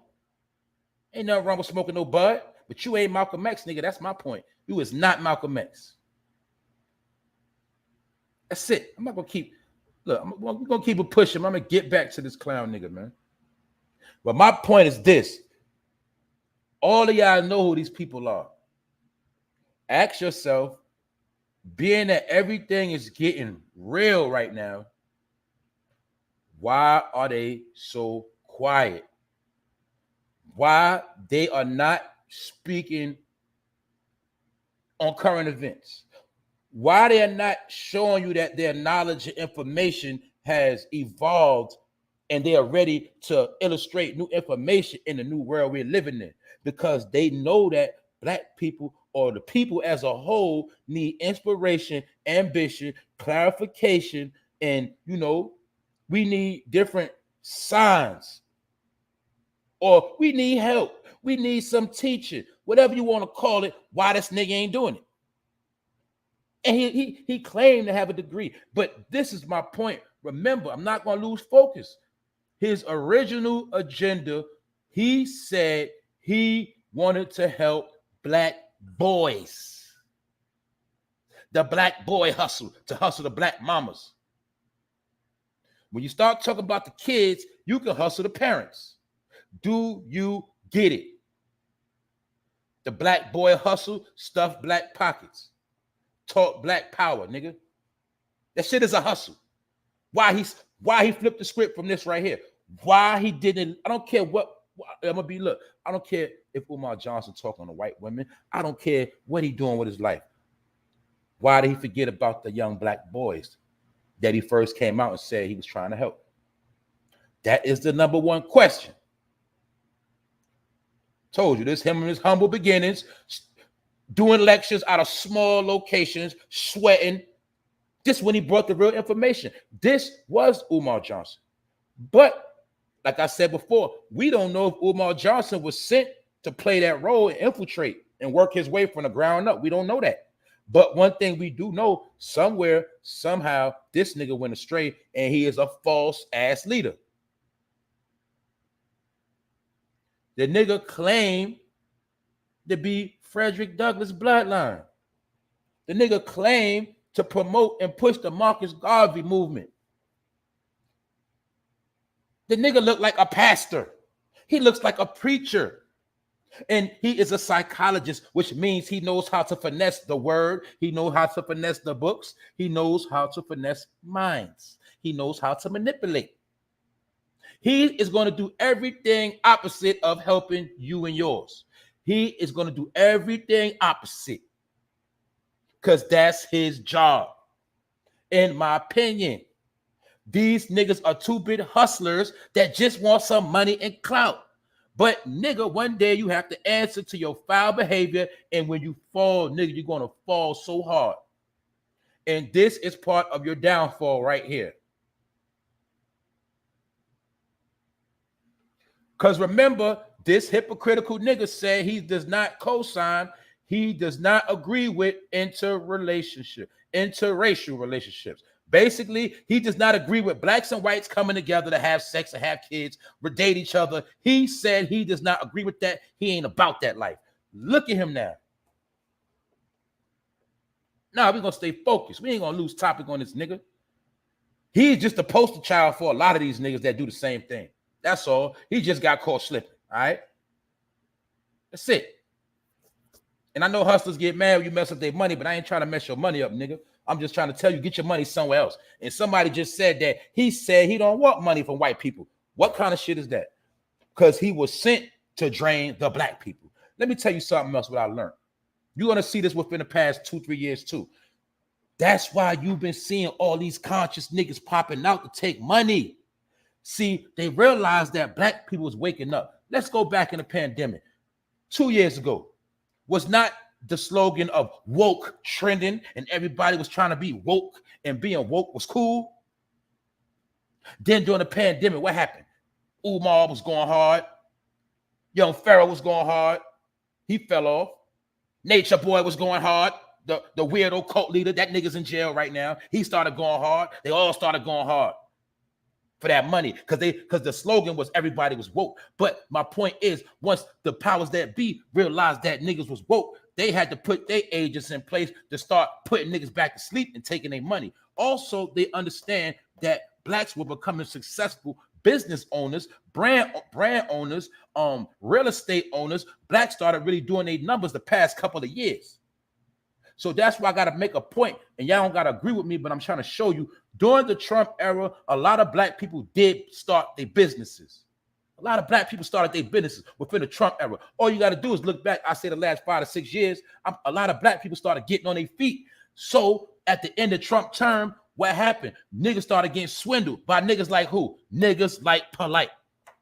Polite was sent to be a financial agent to cripple a lot of black people that had dreams of flipping their bread and being successful. He was a financial predator using the black power shit to get in black people pockets, and he booked a lot of black people and didn't give them their money back because he was an agent sent to cripple the black community financially. You see? They got niggas to destroy you spiritually. They got niggas in place to destroy you many ways, but they got niggas to destroy you financially because they said now niggas are becoming woke and they got money. And they got money for businesses now. So let's send Polite at them and niggas like Polite and Young Pharaoh and them niggas. Man, I ain't got to play with none of them niggas. I don't got to play with none of y'all. You niggas ain't do nothing but read books, nigga. That's it. You ain't do nothing but read books. And most of us read the same, but we know all of that. It's nothing. And then you took the internet and you enhanced your knowledge a little bit better. You niggas ain't nobody special. But my point is, y'all was put in position to cripple the community and sell false hope. Okay, niggas had money trying to invest in Polite, trusting that man, thinking they was going to flip their bread. That nigga booked them and robbed niggas. And he still ain't getting in trouble. Just like I'm starting to think that whole allegations on Polite, all that shit is bullshit because that nigga ain't go to jail yet. Because, see, sometimes when they put in their work, when the operation is over, sometimes it got to be a scandal to end the operation. Pull them out. So niggas like Polite is a joke, been a joke. His whole purpose was to rob black people. Nigga told you he used to be a gangbanger. Man, that's not my point. Yes, he could be a righteous man, clean his ways, but I'm showing you he was in position to rob black people. What did Umar Johnson do? Rob black people, acting like he was going to build a school and collected millions of dollars and give black people nothing. They were sent to rob you. But my point is, all you got to do is look at the timeline. You will see Umar and Polite was accused of scamming at the exact same time. Because that was the time when their whole job was to cripple the finances of those in the black community that became woke and also had the finances to make some changes. Do y'all get it? That's right. Polite ain't go through nothing but a humiliation ritual. That's it. The nigga ain't in jail yet, is he? All right. You dig? So we just looking at the pattern. Because my thing is this, Dr. Umar Johnson, you ain't the only psychologist, nigga. I ain't got no degree, but I'm very smart and I know a fucking manipulator. That's all I'm saying, bro. So you can take all the pictures you want to try to switch your image, but at the end of the day, nigga, you ain't nobody. And I'm here, I'm the one to tell you ain't nobody. And that little money y'all getting, selling out your people, milking them dry. And remember, let's remember the other hustle. Let's remember this. Let's remember this. These are the main niggas that will what? Bash Christianity all day. They will bash preachers. They will say all of that, but at the end of the day, these niggas ain't nothing but preachers. Why? All they do is talk, sound good. Meanwhile, they pass that plate. Oh, I mean, they take donations. They all do the same shit. They just learn how to be different than a pastor. What makes Umar Johnson different from a pastor is his clothes. But in this picture, you clearly see if Umar Johnson wanted to be a preacher, he could have been a preacher or a pastor of a big immaculate church. He didn't want that route. He said, I'm gonna take another way because he might have been smart enough. I ain't gonna play with the word. I ain't gonna play with religion, but I will play with black people mind and set on false hope. So that's why he said, I ain't gonna wear that. I'm gonna wear this. I'm gonna wear that dashiki. Let me wear that, you know what I'm saying? Let me wear that kufi. Let me wear that African garb. Niggas a joke. So I'm showing y'all, right? Stop putting niggas on pedestals. Information is information. You can, my point is this, you're supposed to worry about the message, not the messenger. If you support somebody, you got love for them, you help them, there's nothing wrong with that. All I'm saying, don't start thinking these people are going to save your ass because they not. All they could do is open up your eyes and point you in the right direction and say, go that way, you know? And it's up to you to pick that path. That's all I'm saying with niggas like Umar Johnson. You heard? Johnson. Nigga got a slave last name. But he's for black people, and he got the answers.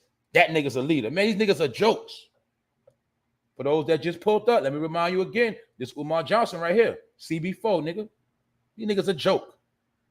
All right? Now y'all got that clear, man. We're going to move on in a minute. And Umar, nigga, you out of here. You out of here, nigga. Your pass is revoked. Your days of falling have now started. That's it. That's it for that nigga, man. He's done. Let's get the bill real quick.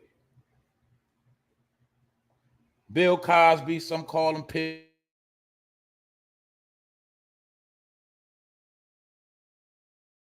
Some call him Pill Cosby. Bill, whatever. Now we know that Bill has just been released from jail on a lot of allegations. Some people say it was a setup. Some people said it wasn't true. Some people feel it was true. Some people feel like it was a ritual. We all got different opinions. But now Bill has another case to fight. And he has another trial for sexual assault. Now, mind you, for those that don't know, Bill Cosby is now 84 years old. This woman in this picture is 64 years old. Her name is Judith. Her name is Judith Hutch, if I'm not mistaken. Judy. Her name is Judy, all right? She accused Bill of assaulting her at the Playboy Mansion in the mid-1970s. So we going back damn near 50 years. She alleged that the assault happened in 1974 when she was 15, allegedly. But then she said it happened in 75 when she was 16. So either way, she got her dates mixed up. But this is my point. We know Bill got a lot of allegations from where? The Playboy Mansion. We heard the stories about how it was a lot of young teens in the Playboy Mansion. We also know recently that Jeffrey Epstein was trying to be a Hugh Hefner of the modern day. But let's go to the Playboy Mansion and pay attention. We'll see that what? A lot of celebrities, all of them had to make a tour through the Playboy Mansion. I even seen Snoop Dogg at a Playboy Mansion. And they said even, look, how many Playboy bunnies done came out and said that they were underage when all this was taking place with Hugh Hefner. But then you'll see why Hugh Hefner been passed away. All this Me Too stuff came about. My point is Hugh Hefner is really the one that's supposed to be in trouble for having all those young girls in that house. He is the one that's supposed to got in trouble. But you'll see, since Hugh Hefner is not around no more, everybody else is getting in trouble for being in what? The Playboy Mansion.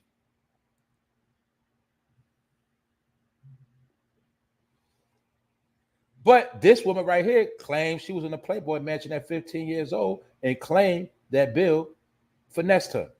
Let's ask the other question.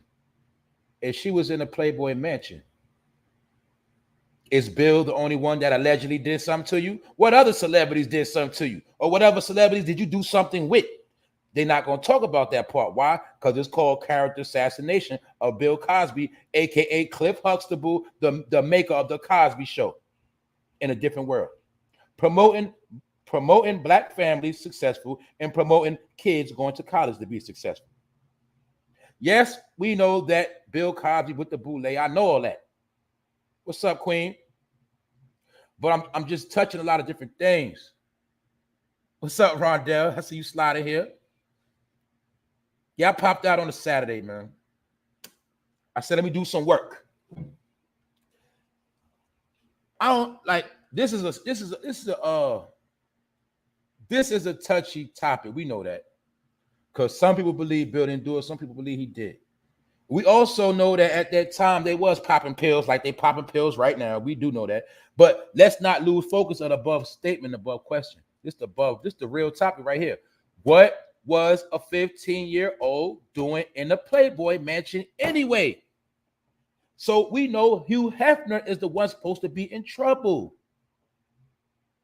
If a grown man had a 15-year-old in his crib right now, another man came in and did something to her, y'all both would be in trouble.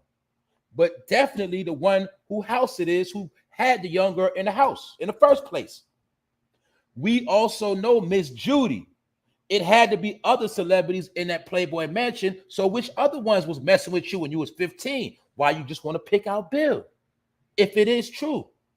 Allegedly. So that is a point right there. We notice this right here is an attack on Bill. Why? Because we know Bill was not the only one in that Playboy Mansion.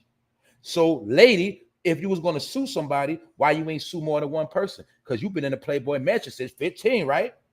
Why you ain't suing Hugh Hefner estate? We know the game.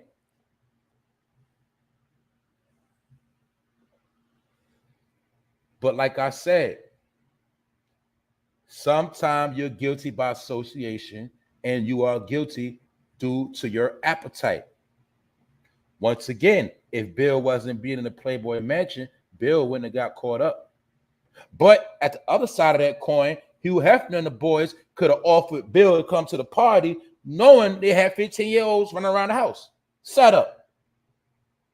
You see? Set up. Maybe they would set him up for a later date. See, we talk about the powers that be. We talk about the elite, but see, some of y'all don't really understand how they work. They will set you up in the 70s to line your ass up in the 2000s. They will set your ass up because we need to get dirt on you early sometime. So anytime we're ready to blow your shit up, we can blow you up. And a lot of times they do set them up in the beginning. But little did Bill know when he was just a regular black man being successful and doing his thing, he probably got invited to a party and had no idea it was teenagers in the house. Didn't have no idea. Because that's how they work sometimes. They work shiesty like that. They're very tricky. But the man told you is no good in them. They are slick, conniving, crafty. All they know how to do is lie and destroy. That is their nature. They are the seed of you know who. So who's to say Bill ain't been get set up? And let's just say, yes, we know Bill is boule, but let's just say Bill really wanted to do right by his people the best he could. Let's also give Bill Cosby some credit. Bill Cosby did understand the art of imagery. That's why he went so hard to change the image on TV. That is why Bill wanted to buy NBC to control the imagery of black people and control the narrative. Do you understand that part? Do you understand why his son allegedly got clips? You heard about all of that. But this is nothing new. It's just that a lot of people didn't know till it came to the internet. We knew this before the internet was popping, why his son got killed. of him trying to buy a certain network. A lot of people also don't remember he got jacked in a certain part, meaning when a certain president was in office, he got jacked up. But people don't remember when Bill Cosby and Trump had beef. And he was disrespecting Trump on national TV, calling Trump out his name. So I don't know if Trump had nothing to do with him getting snatched up. I don't know. But who's to say? And remember, him and Trump used to be friends. They used to be cool. That's a fact. They used to be cool. But it was a lot of internal beefing going on. But one thing I will say, Bill Cosby did want to control the narrative. Now, remember when Bill Cosby came out and he was saying that black people need to pull their pants up, stop cursing so much. He was basically, well, see, what we didn't understand what Bill was trying to say, this we got to talk about right now. I'm not going to forget this. Bill understood what they was trying to do as far as dehumanize people. When the people portray a certain ignorant ass image for a long time of ignorance, bloodshed, just dumb shit, he knows that image will stick on your ass, and that's who they're going to say you are. Bill wanted to control the narrative of black people that, yeah, we got street, but we got a lot of black college graduates. Yeah, we got poor, but we got a lot of black people that made it. He also did employ a lot of black people. But did Bill not make Little Bill for your kids, the cartoon? Did he not make Fat Albert? Did he not make children's books to portray certain images of your kids so when your kids go to school, they can't see a dark-skinned Little Bill book? Bill was trying to do the best he could. But meanwhile, yes, Bill was down with the program, but some of them be down with the program to get to another level so they can help their people. So some people, like I said, we got to be real right now, right? Some people that do be in the boule, some of the blacks that do be in Illuminati, some of them do be in these programs or these organizations, and in their mind, they think they're going to finesse these people one day. Yeah, I'm going to play the role like I'm a good slave. Yeah, I'm going to play the role like I'm for massa. Some of them want to play the role so they can get to a level to help their people. But my point is, you'll see they never get to helping their people the way they want to. I told you the same thing with Tupac. Tupac really probably did want to help his people because of his Black Panther teachings. Don't think he was raised as a Black Panther and those teachings wasn't in his heart and soul and they were just going to go out the window. No, it was embedded in his DNA. And Tupac probably did want to help his people out, and he wanted to use rap, hip-hop, acting to get in position. But once Tupac got deep in the game, he started peeping game, and the powers that be started peeping game like, oh, nigga, you think you're going to use us to do what you want to do and help your people out? Now we got to start putting certain traps in effect to calm you down. Do we not understand that the first thing they do is put them in jail? When they put them in jail, that's the warning. No, see, first they humiliate you. When the humiliation don't work, then they put your ass in jail to humiliate you some more and mess up your money. Then if you don't get it after that, what happens? You out of there. Let's take a look at Prodigy from Mobb Deep. Did Prodigy start talking about the Illuminati and things of that nature? But y'all don't understand, Prodigy been trying to do this for a long time. Prodigy been trying to wake people up since the 90s, the late 90s. We got into Dr. York books and things like that. When he said Illuminati, you know, what my mom, I told you back then we've been reading them books. So it ain't nothing new. But Prodigy was going against the grain at one point. And what happened? They put Prodigy ass in jail. When Prodigy came home, what happened when Prodigy got out of jail? The allegations of he was gay in jail came out, and Havoc was with the smoke. Havoc, his partner, was the one that put him on blast on the radio. What radio station? Power 105. Put Prodigy on blast, allegedly said that he was in jail messing with fruitcakes. My point is, they sat Prodigy down. He didn't listen. He got humiliated, slandered as being a homosexual. He didn't listen. He still kept speaking against the powers that be. After that, what happened? Prodigy found dead, choking off an egg in Las Vegas. Do you understand? So sometimes they'll give them chances and breaks. And people forget at one time, like I say, Havoc and Prodigy fell out. Havoc actually went against Prodigy. Or we could say Prodigy went against Havoc, but we know for a fact that Prodigy was on a spiritual journey. He was trying to get himself right. But Prodigy, little did he know, he was already too deep in the game, and they wasn't going to let that happen. Like I said, same thing with Tupac. Did Tupac, what happened with Tupac the first time? Or let's just say Tupac got shot up. He got humiliated, put in jail, came home, started playing with Hollywood, getting to the bag, started talking about doing his own thing and other positive things he wanted to do. What happened? Y'all know the rest. Because what? Tupac really said he wanted to what? Bring the East and the West together. But that all he really was trying to say, he really wanted to bring all his black people together. He was doing rallies and stuff like that under Thug Life. He wanted to bring people together. But the powers that be said, no, nigga, you ain't about to do all that.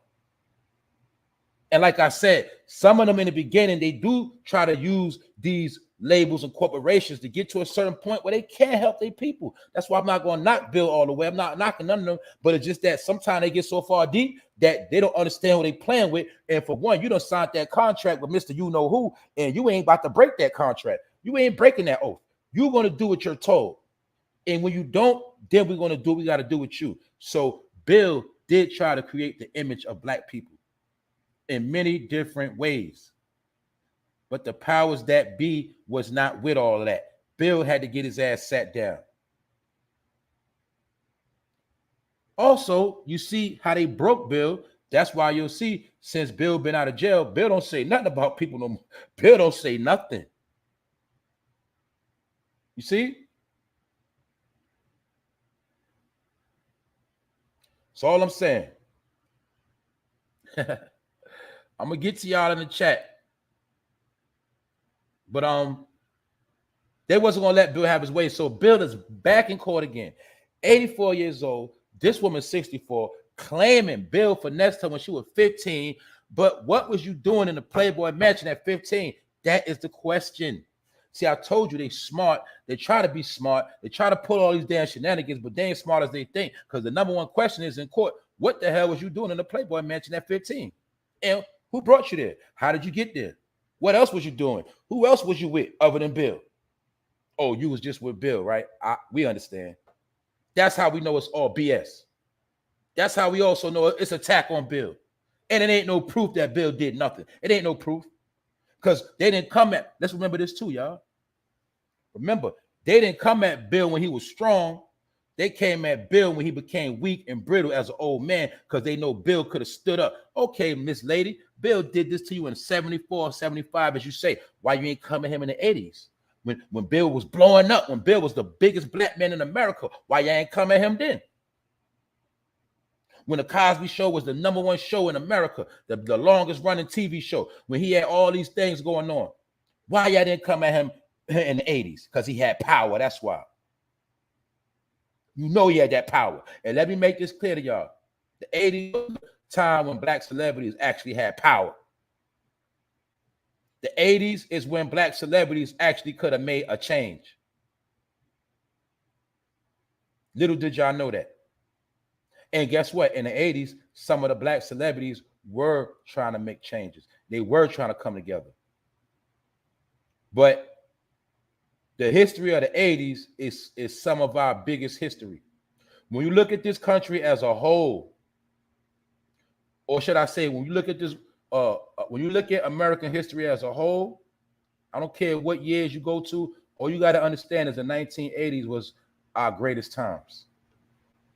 That was the time also of the celebrity. The 80s. I'm telling you a history lesson right now. The 80s was some of our most prosperous times in America. My point is, Miss Judy, why you didn't come at Bill in the 80s? Because you know that shit was not going to fly. In the 80s, blacks stuck together more than ever. But that ain't my point. My point is, they waited till Bill became an old man and couldn't even hold up in court as much, fight for his own rights. Remember, you all messed up, and he can't really stand on what he need to stand on. And what you gotta remember, what did they do before Bill? Before they set the trap, first they got his own people to attack him. That's why the first people you seen attacking him was who? The comedians. Was not the black comedians the first ones slandering Bill Cosby? Yes, they was, because those are the jesters paid by the king to sell your stupid ass out. That's why I told you Monique, D.L. Hewley, Steve Harvey, they all the same people. Fuck them all. Because their whole job is to keep your ass laughing and not have you paying attention that Joe came out the other day and said that it's nothing he can do to lower the gas price or the food price. He said that the other day. Maybe that's why all these damn distractions going on. Because Steve Harvey, Monique, D.L. Hewley, all don't work for Joe and them. They're the same people. So that's why I told you you're going to keep seeing these stupid ass distractions while shit getting real. But who was the first to slander Bill Cosby in public? I forgot the damn comedian name. The first comedian that put him on blast. It was a comedian that put him on blast. Next thing you know, the next day, Bill Cosby was trending. Because remember, that comedian was joking on Bill dropping pills. And the next day, that shit was on Good Morning America, USA Today. It was on every major platform. And that's when the slander of Bill started after that one comedian. You see, my point is that comedian that sold Bill out, he's so lame. He got his fame, but I forgot the nigga name. And then after that one comedian switched up on Bill, then all the comedians started clowning Bill and going against Bill. That's when he was dealing with the humiliation. That's when people really started turning their back on Bill. Right when the powers that be seen that Bill didn't have the power he used to have, then they swooped down on his ass and threw them charges on that nigga. Because they already got his people to go against him. That's how the shit works. So that's why I said in the 80s, too many powerful people would have lined up behind Bill. They wouldn't have been able to touch him.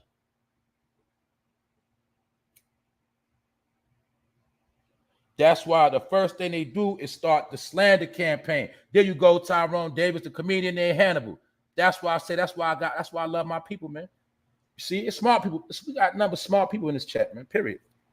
That's right, Hannibal. The comedian Hannibal made that joke. Hannibal Buress. There you go. And what's Hannibal? Hannibal was a cannibal, nigga, a eater. So Hannibal ate his own partner, Bill Cosby, did him dirty in the public eye, and joked on Bill Cosby dropping pills. And that one fucking joke had this man locked up because that joke caught so much fire. But like I said, who's to say that Hannibal wasn't paid and told to say that joke so they could start the humiliation against Bill, because the plan was already to lock Bill up. That's how they work. Y'all don't understand how this works. They get your own to humiliate you. Hannibal's not a white comedian. He's a black comedian. Hannibal was the first one to break up the Bill Cosby joke. Then after that, all the other comedians follow suit. So mind you, he was getting attacked not only by his own people, he was getting attacked by his own field, because we all know that Bill wanted the comedians all to stop cursing in their acts. He told all of them that was great, that you don't have to curse in your performance to be great. He told it to Eddie Murphy. He told it to all of them. And they always like, F you, Bill. We ain't trying to hear that. But Bill understood about imagery. Bill knew it. See, Bill was in them boardrooms. Bill was amongst the elite. So he already knew, yeah, I'm amongst the elite, but I got to tell him, I got to put my people on to some of this stuff. And he understood about dehumanization, because he understood once his people get betrayed as an animal across the world and savages, nobody's going to come to their defense. Nobody's going to help them. Bill knew that. So to this day, what happened? Let's be real. Black people are the joke of the world. Not only the joke of the world, they are looked down on the most. When they say poor, they automatically put that sticker on who? When they say the most disease-carrying people, they put that on who? When they say the reading level is the lowest amongst who? See, all these different things they put on a particular people, and Bill knew that was going to happen. That's what he was trying to stop. So that's why he wanted to control the narrative of TV and the news and have his own network to put more images out there, because Bill understands a picture speaks 1,000 words. He understood that, and he also understood that a picture is 1,000 symbols. He understood it's a what? Mental and spiritual warfare. Bill understood that. That's why he wanted NBC. He wanted to control the image that we would portray. But I told you, we are trained to kill the messenger and not pay attention to the message. So Hannibal killed the messenger, Bill Cosby, when he came with that pill Cosby joke. And what he did was open up Pandora's box against Bill. And now Bill is 84 years old, still going to court, fighting for his life from a joke another black man made over 5 years ago. That's all I'm saying. Y'all all was raised on the Cosby Show. Don't sit here in front. And you know, to this day, the Cosby Show was the most positive TV show you ever seen in your life. It also, for those that don't know their history, this Cosby Show was blowing every show out the water in America for years. Blowing all of them out the water for years with strictly positive images. So he proved that it could be done. You can get paid off being positive. You don't got to sell out on or sell your people out with imagery like Tyler Perry did and Lee Daniels and a lot of niggas that sold out the imagery that we now call entertaining. But really, you don't understand. When we see our lifestyle on the camera, you got to remember, our lifestyle was not for everybody to see. That is my point. That was Bill's point. Yes, we knew our conditions in the hood, but you got to remember, that was just for us to know. But the powers that be learned a way to exploit our everyday life and make money off it, and at the same time, paint our image around the world, such as TV shows like Good Time. That was the first show that actually showed how poor black people was, and it became a hit. So when he came with the Cosby Show, he was just trying to reverse the energy from Good Times. That's it. Certain things Bill knew. And like I said, sometimes some of them will play the game. You heard about called playing the game. Some of them, like Bill, will play the game, but they will sacrifice themselves if they could just help their people some kind of way. They'll do that. Basically, they'll put their head on the chopping board. If I can get something done for my people, fuck it. I'll wear the dress. If I gotta get my people right, I sell out a little bit. Some of them believe that, but they don't understand is once they sell out, sometimes you can't come back because they're gonna turn your people against you first. Then they're gonna have you doing outlandish things, and then they're gonna get certain dirt on you where you can't go back and help your people. And when you go back to help your people, they're not gonna accept you. Then you'll see why before Michael Jackson died, it was calling him Wacko Jacko, stuff like that. Or before Whitney Houston died, they kept putting in your head that she was a crackhead, a crackhead, a crackhead.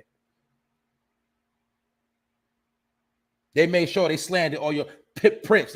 They slandered all your people. Did you not see the video with Prince talking about the chemtrails? Did you not see Prince waking up? Did Prince not put slave on his face and said he tired his record labels jerking him for his bread? Did Prince not want his he didn't want none of his material on YouTube or none of that. He didn't want none of his music on streaming because Prince already seen and knew what they was trying to do. But when they realized Prince was too smart for his own good, what happened to Prince?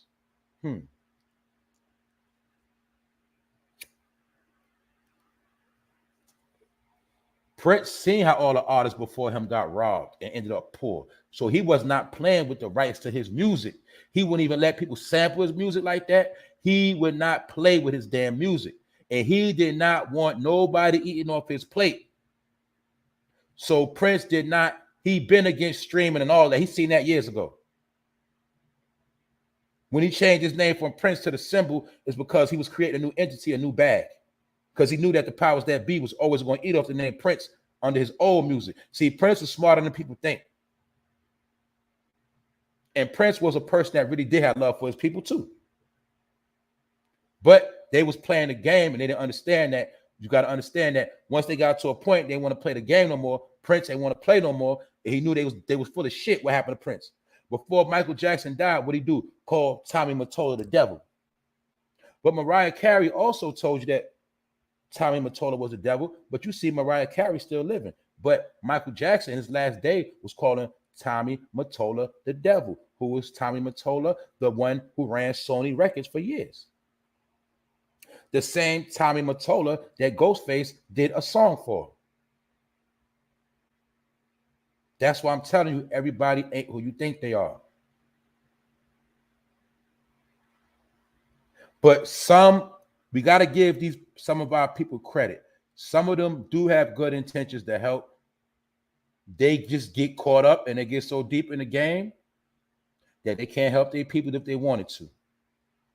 But I'm going to give Bill his credit. Bill did want to control the image of black people. He only wanted us to be seen in a good light. That was his whole agenda. And he wanted our kids to be smart, and he wanted our kids to have a certain image.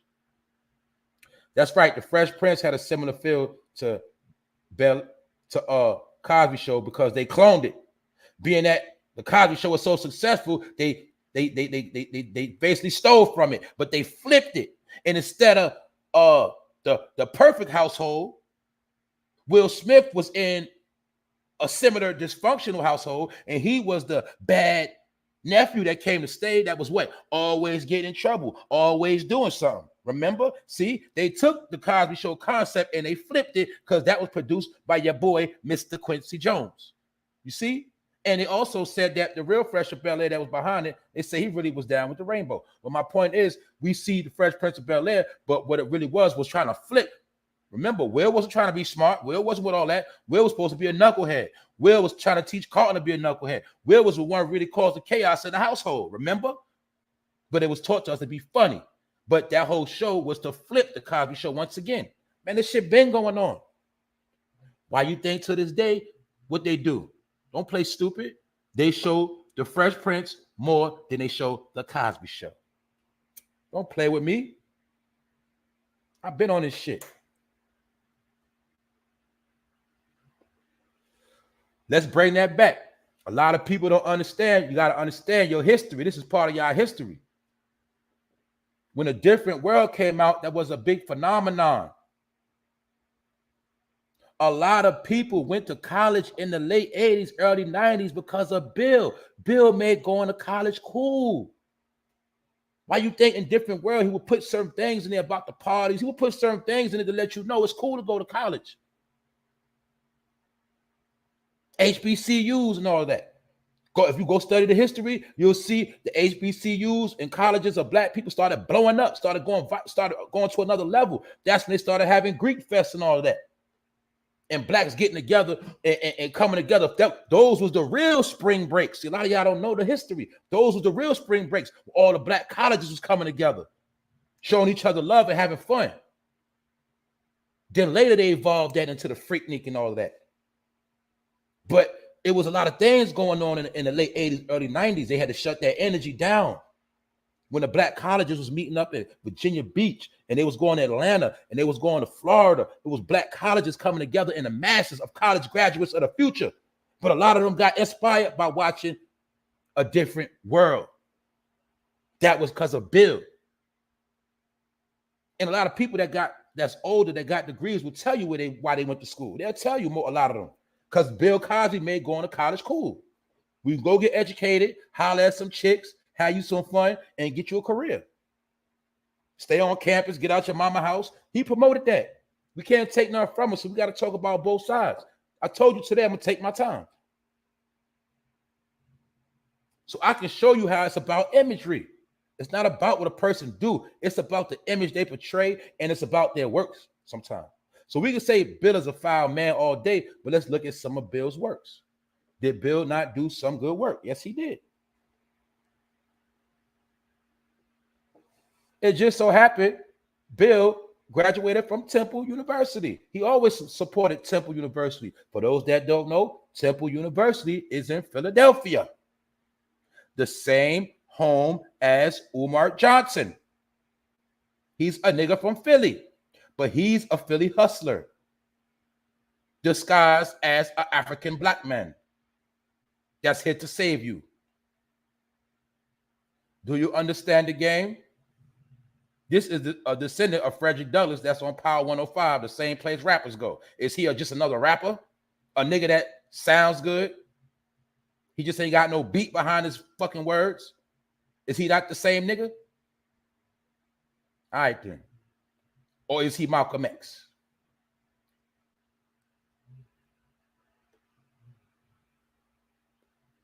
But he is a psychologist that knows mind manipulation and mind games. All right? That's how he gets paid. You think this nigga went to college to get a degree to be broke doing nothing? No. And it's like somebody said, when he sat here and told you he didn't want to take money from white people, he don't want no white donations, he also basically saying he don't want to be a psychiatrist working in a field where he got to deal with white people. Because his whole thing is to finesse black people. He feel like that's easier. Why sit up in an office all day as a psychiatrist listening to white people's problem? Well, I could play off of black people's problem and then go shopping in the mall and talk to white women.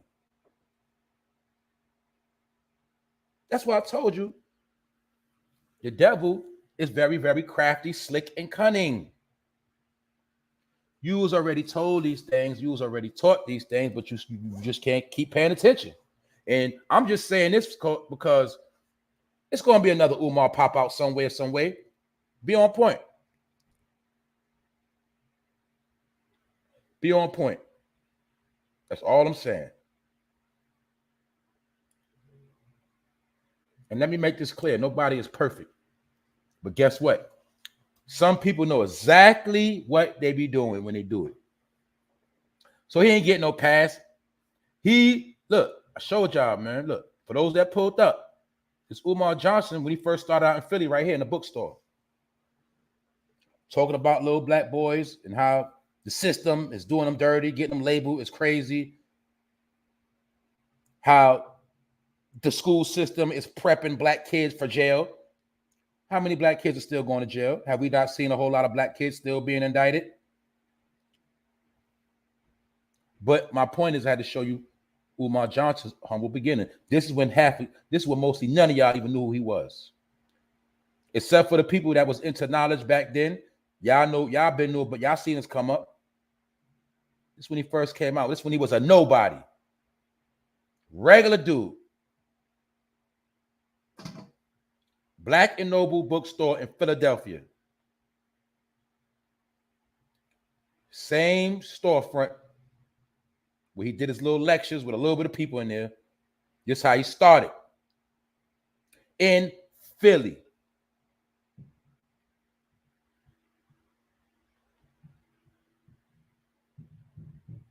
Bill Cosby from Philly too. That's where he earned his bones at. So did Bill Cosby do more positive things than Umar Johnson? Yes, he did. He understood about imagery. He even wrote little kid books. Did Umar Johnson even make any little kid books? Being that he wanted to save little black boys? No, he didn't. But he know the hustle of the race game. All you gotta do is talk about white people all day and niggas gonna listen. When y'all don't understand, people like him give the white man more power than he actually has when you keep talking about his ass all the time. Because you said, Umar Johnson, you was against black and white relationships, and you don't stand for that, but you the same nigga that's doing it. That's called a fucking hypocrite. Fraud ass niggas. That's all I'm saying. But Bill, let's look at that. Let's bring that. Let's correlate these two pictures right now. Umar Johnson hollering at a white chick. He's from Philly. Bill Cosby, black man being set up by a white chick. And he happened to used to be in Philly too.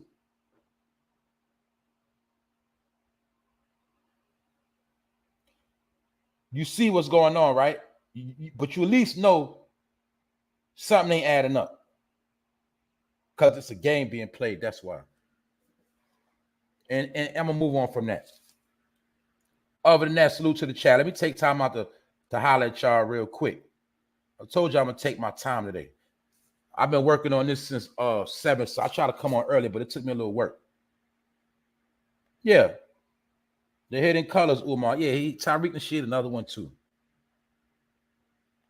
I told y'all that nigga Tariq Nasheed, that nigga blocked me on Twitter a long time ago. A long time. That nigga blocked me on Twitter. I'm just saying, man, these niggas are frauds. Oh, while I'm talking about Philly, let me speak on this. Like I said, I'm going to tie all this together. Y'all know how I do. Also, it's been announced for the record. This is for the record. Pennsylvania. They say that right now, Pennsylvania is suffering the most fentanyl overdoses right now. They say that fentanyl is dominating Pennsylvania and has surpassed heroin, meaning now in Pennsylvania, it is more people that are indulgent in fentanyl or are hooked on fentanyl than actual heroin. As the major opioid of choice right now, the synthetic drug. I'm gonna get into this. Give me a second. They say within the last year up until now, at least 15 people are overdosing a day in Pennsylvania right now as we speak. Now, let me clarify some things. A lot of people that know about the drug game, especially from New York City and other places, y'all know niggas been going to PA to what? Move that dope. Speaking of that, do we remember the song by Future and Pharrell, Young Nigga Move That Dope? He's talking about that dog food, that heroin, opioid, nigga. Young nigga move that dope. Yeah, a lot of niggas went to PA to move that dope because a lot of parts of PA are strung out on heroin. But since niggas in Philly, or I ain't gonna just say Philly and PA, been hooked on heroin, opioids, now the drug of choice is the fentanyl, because I told y'all they got everybody hooked on opioids and heroin, so now they can slip in the fentanyl. So when they say it's 15 people ODing daily in Pennsylvania as a whole, the whole state, those numbers are a hell of a tally, and this news just came out. Pennsylvania is the home of Umar Johnson. So why Umar Johnson is not teaching about the overdose epidemic? Y'all know I be touching on it. Why he ain't touching on that? Because that's the number one silent killer of people right now, the overdose epidemic. Because he wants you to talk about Africa and what the ancestors are doing in white supremacy. But he ain't going to tell you the new form of white supremacy is a small pill called Fetty Wap. Also within this story of 15 people ODing a day in Pennsylvania, within the same story, it spoke on what we already know. I keep telling y'all, they keep telling the shit right to your face. They broke down in an article that the fentanyl comes from China. It hits the Mexico borders. The Mexican gangs and cartels get the dope, or should I say the Fetty, from the border, straight from China. They say they store it in houses, break it down, finesse it, put it in what they want to put it in, and then they ship it to America. The article broke this down. People know exactly where it's coming from, how it gets here, but how the hell is all this Fetty in America? And why is it at every hood near you? Because that is the real agenda that niggas like him ain't gonna talk about, and the rest of these black power niggas, they're not gonna talk about the Fetty Wap overdose, the Fetty warfare that'll kill any man faster than a bullet. They ain't talking about that because that's the real war. That's killing niggas quicker than guns. Shh. And the people, the powers that be, tell you every day the shit comes straight from China, straight from Mexico. Oh, but I forgot, a couple days ago, Joe opened the borders back up for Mexico. Oh, man. We didn't understand that. Wow. So they told you the dope, or should I say the fake dope, coming from China, going to Mexico. Now this man told you this man to open up the borders. What that mean? He opened up the floodgates for what? The Fetty to come on in and do what it do. Now you see why all these niggas have been getting arrested trying to go to California to get that re-up. Because the Fetty is going straight from Mexico, straight to Cali, straight to Arizona, everything, like most of those states that surround Mexico, the Fetty going there, and niggas from all over the world are traveling to go get it. A lot of them getting caught because a lot of them getting set up for one. But some of them are making successful trips because that Fetty got to make it to a hood near you. But the thing you got to understand, they're not telling all the numbers of people that's dying. So, Mr. Umar Johnson, 15 people a day are dying in your state right now as we speak. What are you saying about that, nigga? Nothing. Because you in the mall trying to holler. Black power hustle. And I'm tired of these niggas because I told you they are the gatekeepers. While you focus all that hate on the white man, you think Umar Johnson, your brother, he the main nigga trying to keep you from coming up. He the main nigga keep tripping your ass. It's niggas like him. So you ain't got to worry about what the white man doing because you ain't never going to get there anyway because of niggas like him. That's why I keep trying to tell y'all, man. The race game is one of the most profitable, most biggest hustles in America. It is the most way to play with your feelings and emotions and get you wrapped up in the sauce and make you think that the only enemy you have is of a white complected skin. You'll never suspect a nigga with a nappy head will sell your ass out and do you in. And when you try to lead a plantation, this the nigga that's going to alert the authorities. Right here. So the report is out. This is recent news. 15 people a day are overdosing in Pennsylvania as we speak. They are saying that the drug of choice is becoming fentanyl now. See, now people are hooked on fentanyl so heavy that the regular dope, the heroin, don't even work no more. And they rather have the high that damn near kill their ass than the heroin. And for those that know about hustling, Pennsylvania has always been the home of selling heroin. Always been.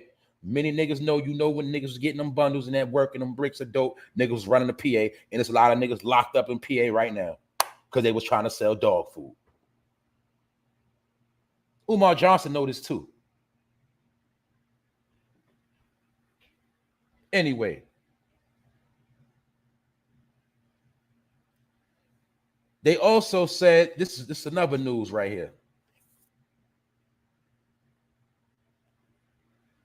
2 babies have died, and many more children are being hospitalized from melatonin overdoses. And we're going to get into this melatonin. A lot of people talk about melanin. They talk that melanin talk. What y'all know about melatonin? Let's see what y'all know about melatonin. Y'all already know the key word, the melatonin. First of all, melatonin is used as a sleeping aid. So when you hear children overdosing from melatonin, meaning these kids are getting their hands on melatonin pills, and little do a lot of people know that melatonin comes in the form of gummy bears now. They got melatonin gummies because you got a lot of grown-ups. They got the mind of a child that still like to take gummies. But I'm not shaming nobody. I'm making a point.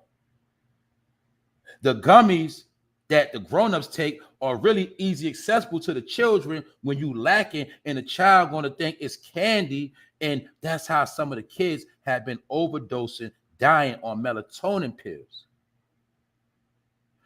There you go, Hunter Rizzle. Melatonin is a sleep aid, but what people got to understand, the key word to melatonin is melanin. And from what I learned, what I was told, all alleged information, that melatonin actually comes from a particle of black people. I was told that, you know, not only organ trafficking, not only your guts and your liver and kidney, they also was said that they drain the melanin from people when they dead. Also in a form of plasma, they get the melanin out your ass and they make melatonin pills. Melatonin pills help certain people sleep.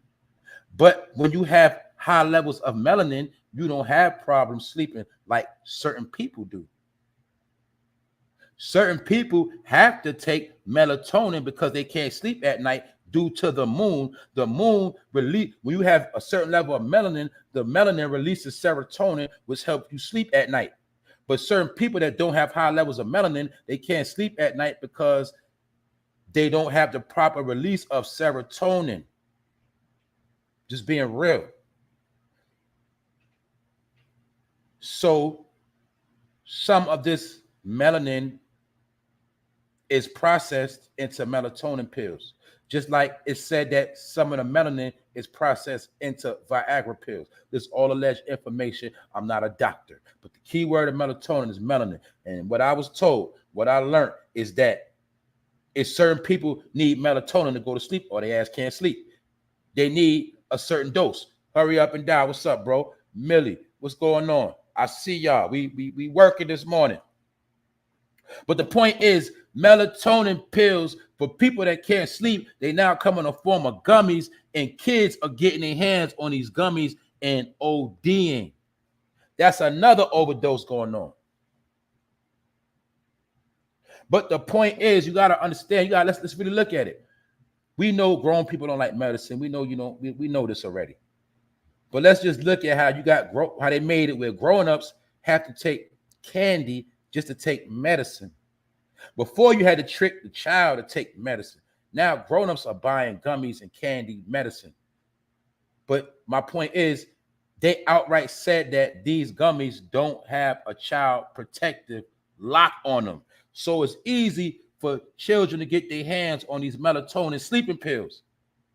So if a child sit there and take a couple of them gummies thinking it's candy, what you think will happen to that child? Exactly what they said. Children are being overdosed off of melatonin pills. And they said that the numbers went up during the C-19 started. The gummies have no child resistant. So let's look at that part where they said these overdoses went up during a pandemic because what? A lot of people were stuck in the crib with their kids. And a lot of people couldn't do what they want to do because they had them kids. So some parents was giving their kids cough syrup medicine and melatonin pills so the kids would be asleep. But some parents went too far and gave their kids too much of a high dose of sleep. Y'all also know they do have the cough syrup with certain sleep aids in it. Well, guess what? Some parents give it to their kids so they'll go to sleep and shut up. Not only parents, some of the people y'all was trusting as babysitters was giving sleep, you know what I'm saying? Cough syrup with sleep in it so your kids will shut up while they babysitting. So that's why you got to watch your kids too. Some people will give your kids some damn cough medicine to put their ass to sleep so they shut up and they can do what they want to do and take your money for babysitting, but the whole time your kid will sleep for 8 hours, 9 hours. You ain't know that. And they said this been going on the pandemic because we do know a lot of people was trapped in the crib with them kids for days. Y'all remember that homeschooling? This is modern day reality right now. That's right. Basically giving their kids lean. That's right. Y'all know that. Y'all know what be going on, man. I ain't trying to shame nobody, man. I'm just saying. You got to be on point. And at the same time, like I said, definitely be on point who watch your kids. Because I'm telling you, some people that watch your kids, if your kid don't like to go to bed, to have their way, they will give your kids something to put them to sleep for a little while. That's what some of them will do. These are facts. Because I've heard people say out their own mouth about stuff like that.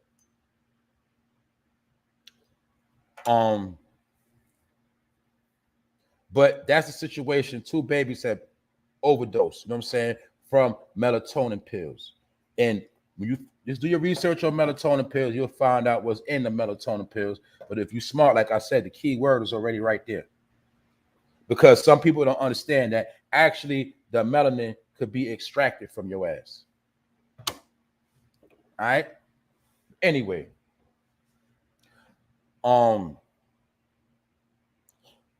Another statement they said is that cryptocurrency, a lot of crypto firms are saying that thousands of digital currencies will collapse. But a lot of y'all already understand about how they already said the dollar's going to crash. Well, maybe cryptocurrency is a way to make it crash faster. But then they talk 2 sides out of their mouth, because yesterday I seen something that said that now Chipotle will be accepting cryptocurrency. We also heard about players like Odell Beckham say he want to be paid his salary in cryptocurrency, because they're using Odell Beckham for you to say the same damn thing and tell your boss you want to be paid in crypto. So when you get all this crypto and shit crash, your ass gonna be broke. But my point is, crypto firm, now don't get it twisted. crypto is a way to flip some money. It is a way to get your money booming, but you got to understand that you cannot put all your money into crypto. But crypto firms are saying, now a lot of them are saying that a lot of digital currencies are going into a collapse. So each and every day, we keep getting more tips and more signs of what's going to shut down. And for those that just pulled up again, let me repeat what Moneybag Joe said, Joe Biden. Joe Biden said that there's nothing he could do to bring down the gas or the food prices. Basically, Joe said, keep me out of it. Don't ask me. I can't do nothing. He said he got a lot going on right now. That's what he said. He said there's a lot going on right now, but the idea that we're going to be able to click the switch to bring down the cost of gasoline is not likely in the near term. So he also said that not only he cannot bring it down, he said it's not going to happen while his ass is president. So once again, we have more confirmation that things are about to get ugly, worse, and nasty, while a lot of people are playing and while Umar Johnson is at the mall hollering at white chicks. Now y'all remember why they made the movie White Chicks? Now do you understand what they was telling you? They also was not promoting the that agenda, but they just showing you that how it's certain black men that's going to always chase white chicks. So a lot of them need to just be real with it too. A lot of them want to just get money and power so they can just get the money and start hiding that white chicks. Nigga, you could have did that while you was broke, but you had low self-esteem, Umar Johnson, when you just a regular nigga. See, you wasn't you ain't want no white woman then. You was in Philly talking about black boys, making a name for yourself, getting your clout up. You ain't had your confidence up then. This when you was just speaking in little rooms with like 9 people in it. But as you started moving up the ladder, Umar Johnson, you started coming up with a plan. Started throwing on them suits. You started putting your image together, nigga. You started trying to look like money. You started trying to look like Malcolm X. You started putting your formula together on how you was going to portray the image of a perfect, righteous black man. And you was going to help black people.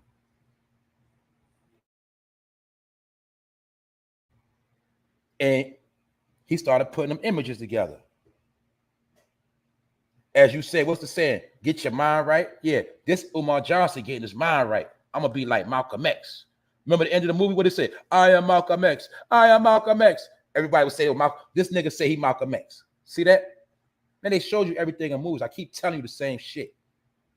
And when they were showing you the end of that movie, they were showing you that once Malcolm X died, it was going to be a lot of people claiming to be Malcolm X. You also seen who at the end of the Malcolm X movie? Did they not put Mandela in it? What's the story about Mandela? Man, we ain't got time to talk about him right now. But my point is, they knew it was going to be a lot of fake people trying to be Malcolm X. That's why at the end of the movie, you see everybody standing up saying, I am Malcolm X. I knew all this as a damn teenager, man. I'm telling you. I ain't better, smarter than nobody. I just paid attention to all of this shit. Because I ain't gonna lie, once upon a time, all this shit was interesting. It used to be funny. Shit ain't funny no more. Because the shit done came to life. Like how we used to laugh at this shit, that shit ain't funny no more. Because this the real story. This nigga. I am Malcolm X. Anybody that's still giving her money, shame on you. And if you did give her money, you're supposed to ask that nigga where that school at. And like I said, Monty Woodgrain been on that nigga head for years. Lennon Honor been on his head for years. Go sub to them. Check out what they say about Umar Johnson. They don't get that nigga no pass. But it's mad niggas that give him a pass. They let him live. No. Now, you know how some people put their foot on niggas' neck and be clout chasing? It's some niggas that really got their foot on people's neck because they hold them accountable for the shit they said they was going to do that they didn't do. This man robbed a lot of people without a gun, period. And used certain platforms like the Breakfast Club to make himself look official. That's why you see him with that devilish smirk and you see Charlemagne the God laughing in the background. And we know that Charlemagne the God is named after a famous white man, a famous white ruler. He is a sellout. He is a joke. That's why he laughing. And Umar Johnson smirking because they know they playing people. They know the game. Playing niggas. We play on the minds of black people like a pimp play on the mind of a hoe. That's what Umar Johnson do, nigga, because he got a degree in psychology. He know I could tell them niggas what they want to hear, man, they gonna go for that shit every time. And I told you, a lot of niggas just want to feel good. They want to feel good. They want a nigga to stroke and rub on them. And they cool with that. And then next thing you know, the nigga that make them feel good become their daddy, their big bro, or their uncle, or their leader. That's how the shit go. But really, they puppets on a string that want to holler at white people. And that's who they really be around on their free time. Umar Johnson was browsing the mall, a white suburban mall, doing his shopping. That's his business. But while he was shopping, he hollered at a white chick. And now, I'm going to give him a pass. Okay, he could have been asking for directions. She could have been asking him. I don't know, but I know for a fact the person that was filming it filmed the whole shit. And it's a video on Twitter, and the shit got 4 million views. So mad people done seen the same video. And he didn't know that somebody knew who he was and was filming his dumb ass. That's what he didn't know. So what they say, what you do in darkness comes to the light. Niggas call the camcorder, the camera, exposed. But remember, Umar Johnson exposed himself. And eventually it was going to come out anyway. But a lot of us already knew he was a fraud from the beginning. But he comes from the whole, it's a big community of frauds. They all wear different costumes. I told you that. They got different costumes. They push different agendas, but they work for the same people and they do the same exact shit. What they do? Sell false hope, get the money, go shopping, and don't do shit for black people. Especially not the youth. The youth. I told you, the youth is the number one money maker. The youth. It is what it is. This is what I was talking about yesterday right here. When we was talking about them electric cars, this is the cheapest electrical car in America right now. This is going to be the cheapest brand right here. This is a Chevy Bolt. Yeah, I know recently Cadillac just dropped the electrical Caddy. The electrical new Caddy is $150,000. They got the electrical Hummer. They got electrical Beamers, all of that. This is the cheapest. What is that telling you? That's telling you that these electrical cars are going to cost a grip. They're going to cost some bread.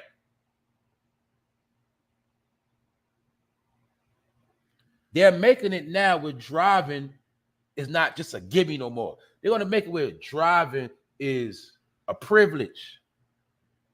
And I told y'all in the last day, it's going to be the war of the have against the have-nots. The have will have. The have-nots will always try to plot, plan, and take, and finesse, and scheme, and scam, and even kill. Because they ain't going to have. Who ain't going to have? The niggas that's playing right now. They ain't going to have nothing. They don't have shit. Why? Because they sit here playing. But I'm just showing you an example that this is the future. Showing you the future. A Chevy Bolt used to be one of the weakest cars. Wasn't nothing. So if the Chevy Bolt is $26,000, the lowest price, what you think a Benz, a Beam, a Honda, Toyota gonna be? A Lex, an Acura. How much you think they're gonna be standard price? But I'm putting this up because I was talking about it yesterday. And little do people know that in 2020, because let me say this again, the electric is not new. It's been out for a couple of years. They've been experimenting with it. The elite has been dealing with it, but they didn't master it yet. So this same car came out already.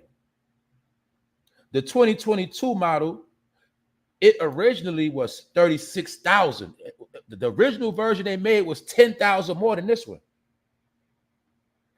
But what happened is they was having battery problems. So they had to do a recall. And the recall costed them $1.9 billion. Now, this what I didn't know. Guess who make the batteries for some of these electrical cars? The batteries are made by LG. life is good. You know, your cell phone, well, those same people, they making the batteries for the electrical car. That's why your car gonna be running like a goddamn cell phone. And I told y'all everything on your phone is gonna be in your car. I told you that. Did I not say that? The car's gonna know everything about your whole life, just like your phone, because it's part of the same technology. Just like I told a lot of dumb niggas, no disrespect, I told you the difference of 5G, it makes everything one program, one network. That's what 5G is. So not only is this an electrical car, it is a 5G car. And the same people that make the batteries in particular cell phone make the batteries in these cars, because this car is nothing but a toy or a device. These electrical cars are going to be big toys, big devices to keep, you know what I'm saying? That's all it's going to be. And they're going to dictate. These electrical cars are going to be part of your life, like how it's not going to drive under certain circumstances. You know, that's it. But my point is, they already messed them up. They originally was 36,000. They didn't perfect it last year, and it costed them 1.9 billion. But now they have mastered it, allegedly, even though I just see on the news this morning that some of the Teslas are acting up. They say nobody has crashed with them, but they said as far as the speed, they doing weird things. So that's why I'm trying to, man, there's too much going on. But the point is, this is the lowest car on the market for an electrical car. The Chevy Bolt, you might as well say almost $27,000. So that's why I told you, we talk on the past, we talk on a lot of stuff, but you got to apply the information to the modern day and time.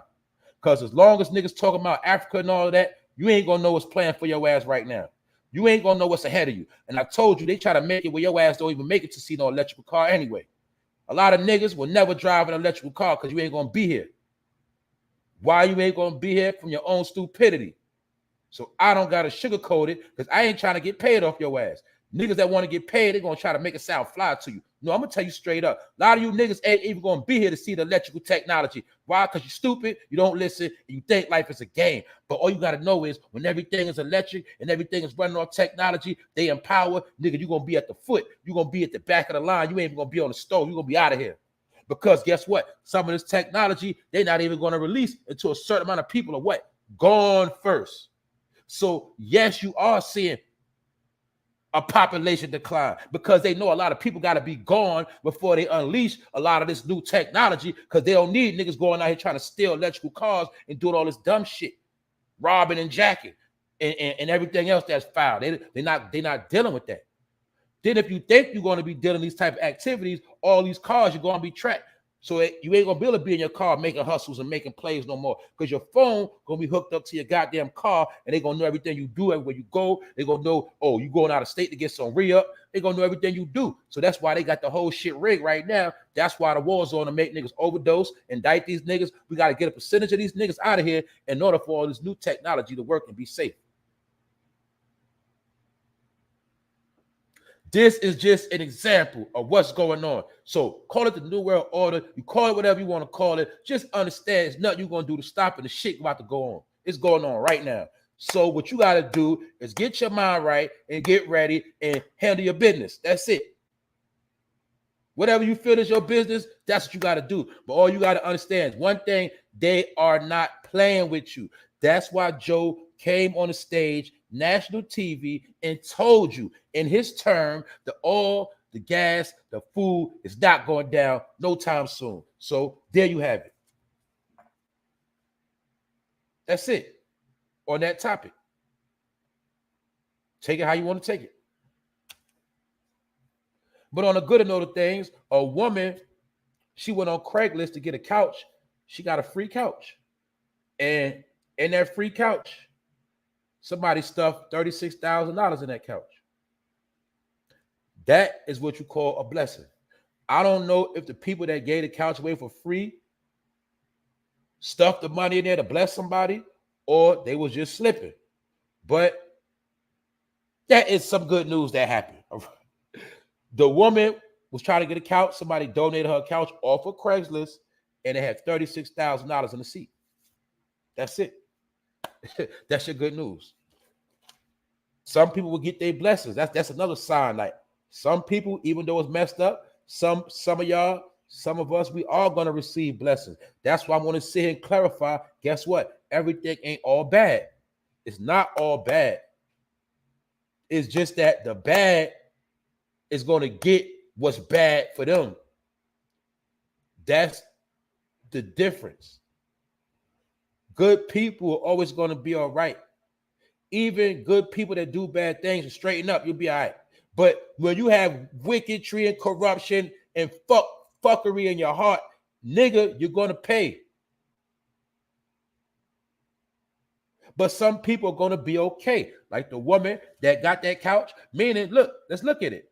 I'm going to show you humility and humbleness, how it pays off. By her being humble and getting a free couch for somebody, because you know some people, I ain't want no free couch. I ain't going on Craigslist for no couch.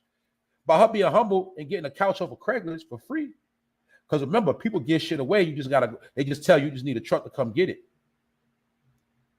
But by her going to get this used couch for this particular person, when she brought it home, she found $36,000 in the couch. So her humility and not being prideful got her a blessing in the end.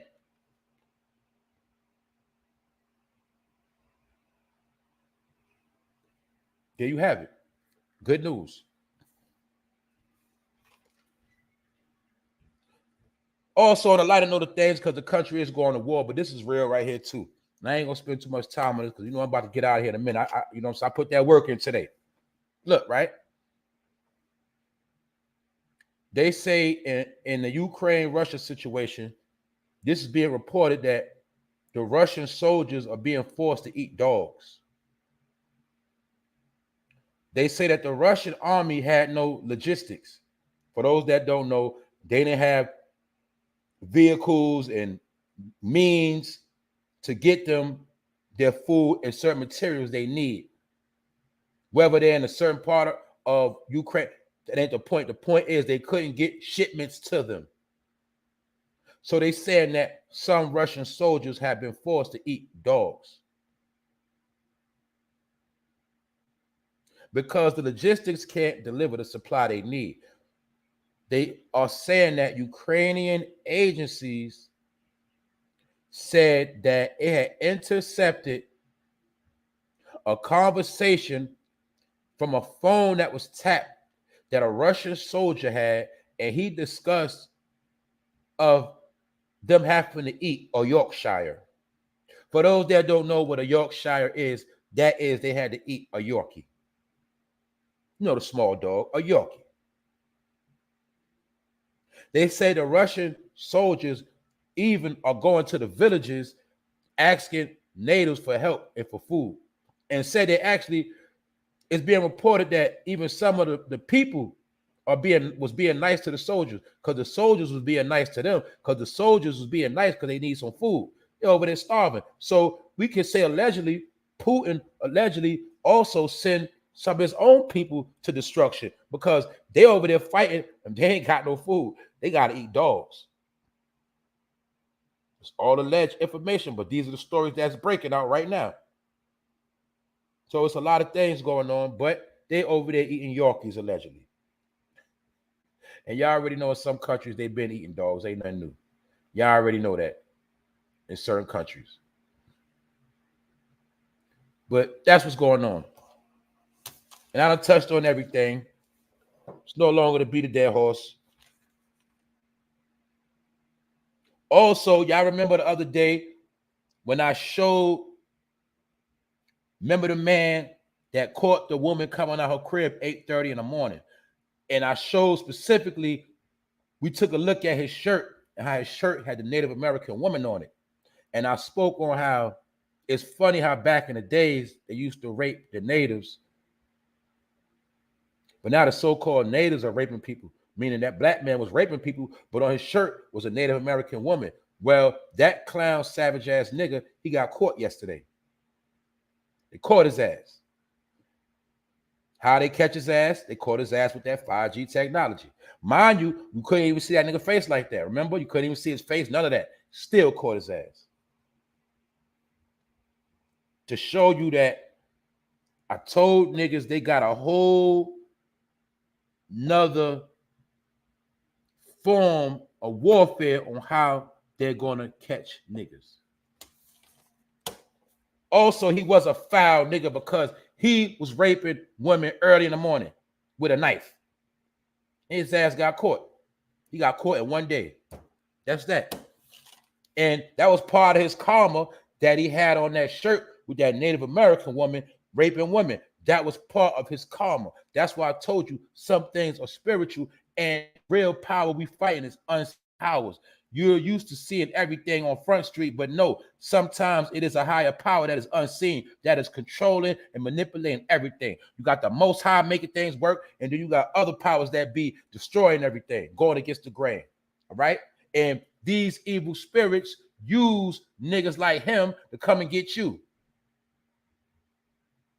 And I told you he was sent to rob a lot of prosperous black people that was really trying to finesse their money and flip it, invest, do certain things with their money. They sent niggas like him to take your money. Him and niggas like Polite. These are financial crooks because they realized a certain amount of people were becoming woke, consciously aware, and they got money. So we need niggas like Umar to go over there with their consciousness, tell them black people you want to help them and their kids and build a school. Meanwhile, take their money and donations. You can just keep the money. That's what he did. Why you think the nigga ain't in jail right now? Why you think it still ain't no school? All right then, you know the game. Fake ass Malcolm X, fake ass preacher, fake ass black power conscious Rasta man, whatever the fuck he is, and a fake ass African.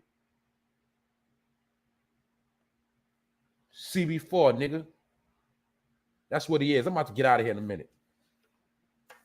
Also, y'all know I spoke about Deshaun Watson the other day, the one that's accused of touching or doing sexual acts with 22 women. We spoke about this the other day, but more news came out, and it's been said that he actually offered 22 women $100,000 to settle out a case. Guess what? All of them turned down his $100,000.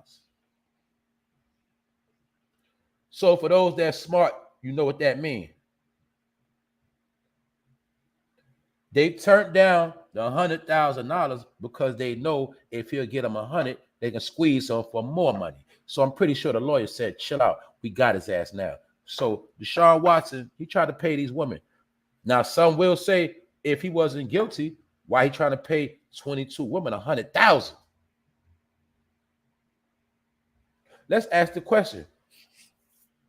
And it could be any crime.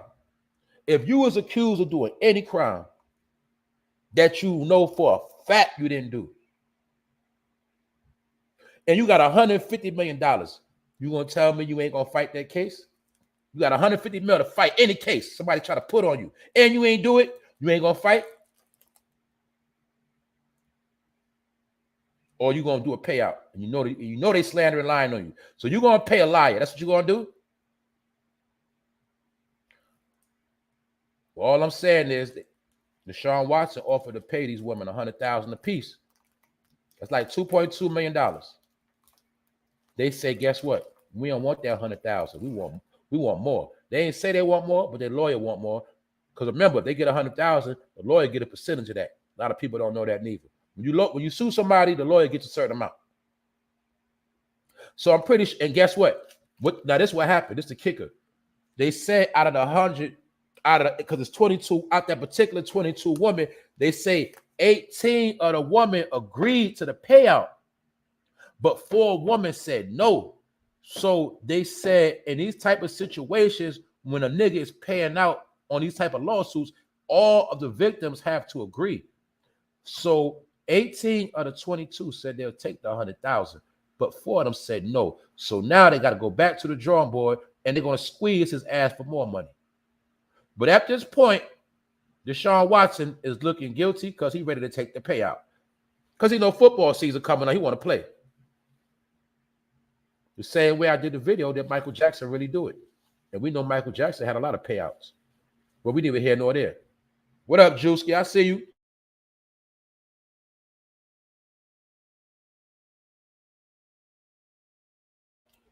Yeah, I pulled up today. I had time. And niggas like this fraud with the black power hustle, Man, then I gotta put in my work on this nigga. Yeah, I do it for free. If I could save some more people from getting finessed and taking their savings and helping this nigga, yeah, I'm gonna do my job. But anyway, Deshaun Watson, they on that nigga head. And they turned down $100,000. They said, nigga, you got 150 million plus. We want more money. So pay attention to that. We're gonna see how much this nigga pay out in the end. Because he ain't nothing but a black nigga that throw a football. And guess what? They run in his pockets. Hey, so what can I tell you? Which shows that, like I told you, niggas want that fame and that glory to be in front of that camera. Then when you get it, what happened? There's nobody to save your ass. You on your own. And hey, you gotta lay in the bed you made. Like I said, if Deshaun didn't keep going to them fucking therapist locations and spas, nigga won't be caught up. Period. So I ain't got time to say he did it now. Who cares? Nigga, you shouldn't have kept going there. You kept doing the same thing, nigga, like a robot. Therefore, you got set up. That's all I'm saying. Other than that, I'm gonna touch on it, but I ain't put the picture up because I don't want to get in no trouble. But I seen an article with Dwayne Wade's daughter. That's what it said. Dwayne Wade's daughter, Zaya Wade, is basically a poster child for a certain organization that's being pushed right now. But the key thing that caught my attention was when it said Dwayne Wade's daughter. Now, his child is 15 years old now, and I don't understand why are they always exploiting this child. And I'm telling you right now, F Dwayne Wade, F Gabrielle Union. They are two pieces of doo-doo. I don't have nothing against the child because the child don't know no better. The child is a child. But F Dwayne Wade, I do not like him. This nigga sold out his son. And the only reason why I'm bringing this up, because I wanted to show people is different ways of doing a sacrifice. What you see what Dwayne Wade did, he sacrificed his son. Just to show you that you could sacrifice somebody without killing them. You can kill their spirit. You can kill a person many different ways. Dwayne Wade sacrificed his own son when he got his son walking around, and they called him. He is addressed by his daughter. It's called his Dwayne Wade's daughter. And look just like Dwayne Wade with lipstick on, and Gabrielle Union's behind all of them. They're behind all of this. They're sacrificing this young child. My point is this. Let me clarify this. It's not the point if the child has his preference. My point is, why are y'all always putting him on Front Street in front of cameras? Why is he always on all these public platforms being exploited? That's my point. Why he couldn't just been low-key in the crib?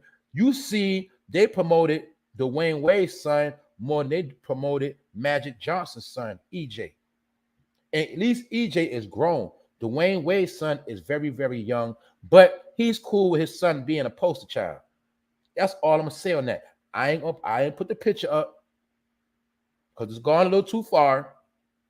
But Dwayne Wade, F Dwayne Wade, he's a piece of shit. I don't like him, and I don't like Gabrielle Union. I wish bad luck on both of them. They are two foul individuals, especially Gabrielle Union, because I'm pretty sure she gassed Dwayne Wade up because she knows that is not her son.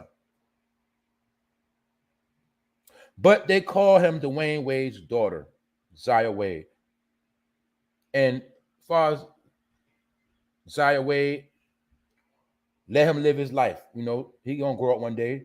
Let him be him. It is what it is. I can't sit here and say nothing about no child that I know for a fact learned that in the household. It is what it is. I ain't gonna go too far with that. I'm gonna leave that alone. All right. But salute to the Rainbow Gang. I don't want no smoke. All right. Y'all do y'all. But I'm pretty sure even a lot of y'all in the Rainbow Gang know it ain't right what Dwayne Wade and them doing. Because at least a lot of y'all are grown and y'all know y'all made your own choice and preferences. And I'm pretty sure a lot of y'all ain't had nobody making y'all get on no camera and tell the whole world about y'all situation. But that's what Dwayne Wade is doing. He is pimping his son and exploiting his son at a very young age. Dwayne Wade is a piece of shit. And this nigga be on TV with painted fingernails, Dwayne Wade. Yes, he does. He always make a point when he's on TNT to have painted fingernails. He always does it. You also see him with the pink hair and all that. You seen Dwayne Wade change ever since he been with Gabrielle Union. You seen it.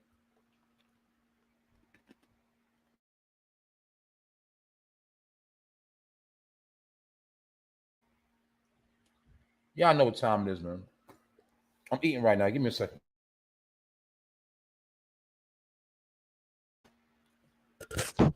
All right, I'm back. I had to take a bite real quick. Bite of one of these cookies, you heard? Other than that, I'm gonna touch on everything, man. If you didn't catch it, take it back to the beginning because there's a lot of information in this episode. And it's a lot of jokes too, because these niggas are a joke. All right? So always remember that. The Black Power hustle is one of the biggest hustles in the black community. UMAR JOHNSON, the transformer, the master manipulator, started in Philly, humble beginnings, talking about black boys. Started stepping his game up, throwing on them suits. Y'all see the posture. You see the pastor posture. You see him trying to take the swag of a preacher. You see his hands in certain gestures. You see the gestures, for those that know what the gesture is. You also see him trying to clone Malcolm X right in your face. And now he tries to look hood.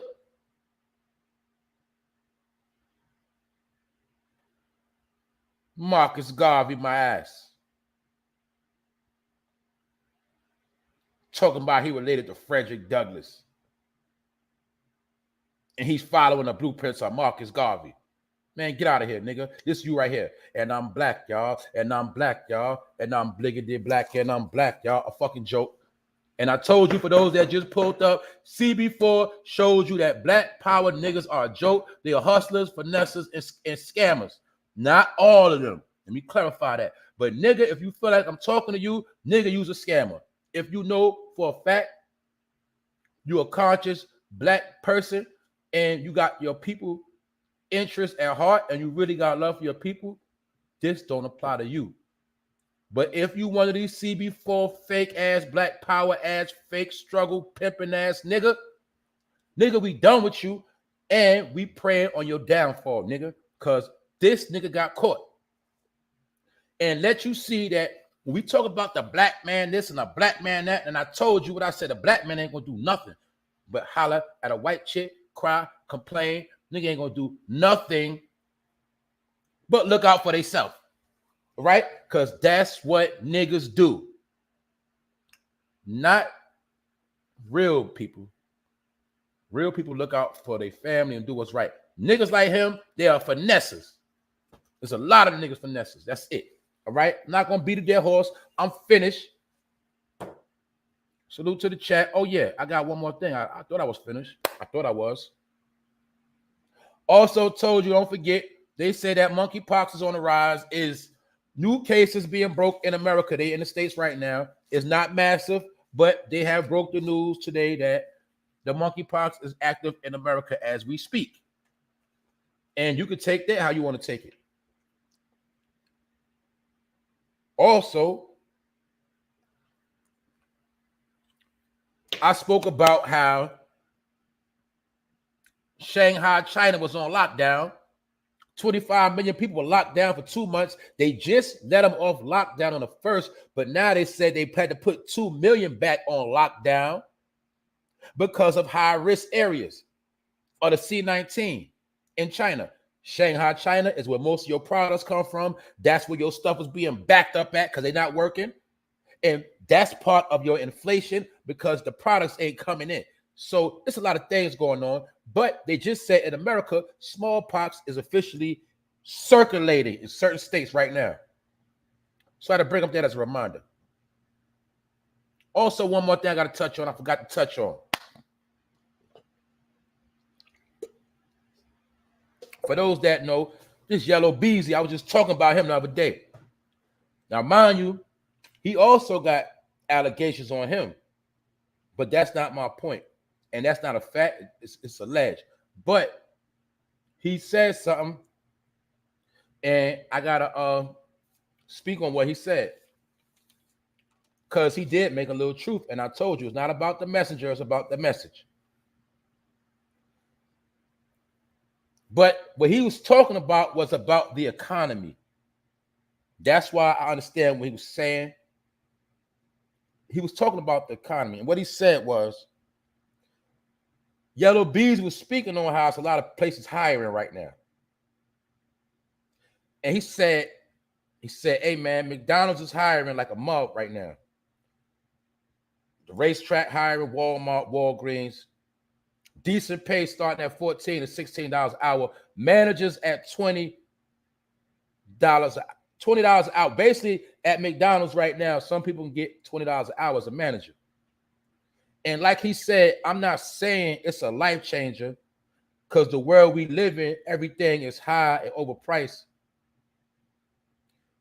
He said they begging people to work right now. And that is true. I done seen it myself. That is a fact. They begging for people to work. But the point is, he said, but your pride, he said, put your pride to the side and get a job. Now, I understand who he's talking to. He's talking to a certain amount of niggas, people that are still lazy, leeching, don't understand shit about to get real. So this is what I'm trying to tell y'all. You see, I just told y'all, you got some of these niggas, yeah, they'll sell out. Yeah, they'll do certain things that's foul, but some of them, every chance they get, they'll try to tell you. What Yellow Bees is trying to tell you, he knows what's about to take place in America, and he's trying to tell his people, get right while you can, because it's about to get ugly. So that's why you got to give niggas a little credit when they do try. That's why I say I'm not a hypocrite. I get on niggas when they ain't right. I get on niggas when they do shed light. He's trying to tell you without telling you, you need to get something going for yourself. It ain't got to be McDonald's, but the lifestyle of us finessing, getting over, living on people, waiting on this, waiting on that shit is going to kill you. So when I see Yellow Beezy talking that shit, I know what he's talking about, because I've been telling people the same thing. A lot of people don't know some of these places are paying decent money, and you can make about $5 a week. You can make a couple dollars. If you ain't making nothing, what they say, anything be the zero. So I'm talking to the ones that got embraced with the zeros. The ones that got too caught up in the world and understand it's about this money right now. It ain't about going back to Africa and all that. It's about getting this money. What I mean by that, it's about surviving and taking care of you and yours, because ain't nobody going to help you. The nigga Joe just told you he ain't going to do shit about this uprising the prices. So if he told you that, he telling you, nigga, you better go for what you know. Yellow Beezy knows the agenda. That's why he's saying, nigga, get a job. Do something. Because they know it's about to get ugly.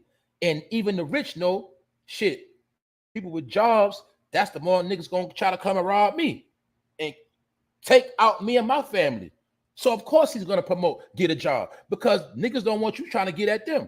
But my point is, it's people that know what's going on. So when I see and talk about it's a lot of people ain't saying nothing, I'm going to give Yellow Beezy a little credit, because at least he says something. He know the economy is messed up and about to get messed up. Like he said, I ain't saying it's the best thing in the world, but basically you got to do something, because it's about to get nasty. And I'm going to say this what people don't understand. Yeah, I come from the era of belittling McDonald's. Yeah, we know that. But we got to understand McDonald's, all that shit changed, and the technology changed. You don't even have to deal with customers like that no more. But my point is, don't you know you can work at McDonald's as a manager, get the manager status under your belt. Now you could take that manager resume anywhere. If you got a mouthpiece and you smart, but you can get your manager skills from McDonald's and then be a manager somewhere else. I'm just saying, I'm just saying, I'm gonna break it down real simple. I'm just saying, like, you can work at McDonald's, get the manager status, and then one day you can try to finesse your manager skills and work at the Gucci store or the Louis store as a manager. A manager's a manager. My point is, you got to get the manager experience from somewhere. My point is, you got to grind. You got to work your way up. You need credentials. Why? Because this is America. And as long as we in America, guess what? They not gonna let you move how you want to move and have your way no more. Yes, you can move how you want to move behind the scenes, but I'm just trying to tell you it's a different warfare, and the warfare is finances. So you can talk all you want, you can know everything you want, but if your finances ain't in order, you ain't winning the war.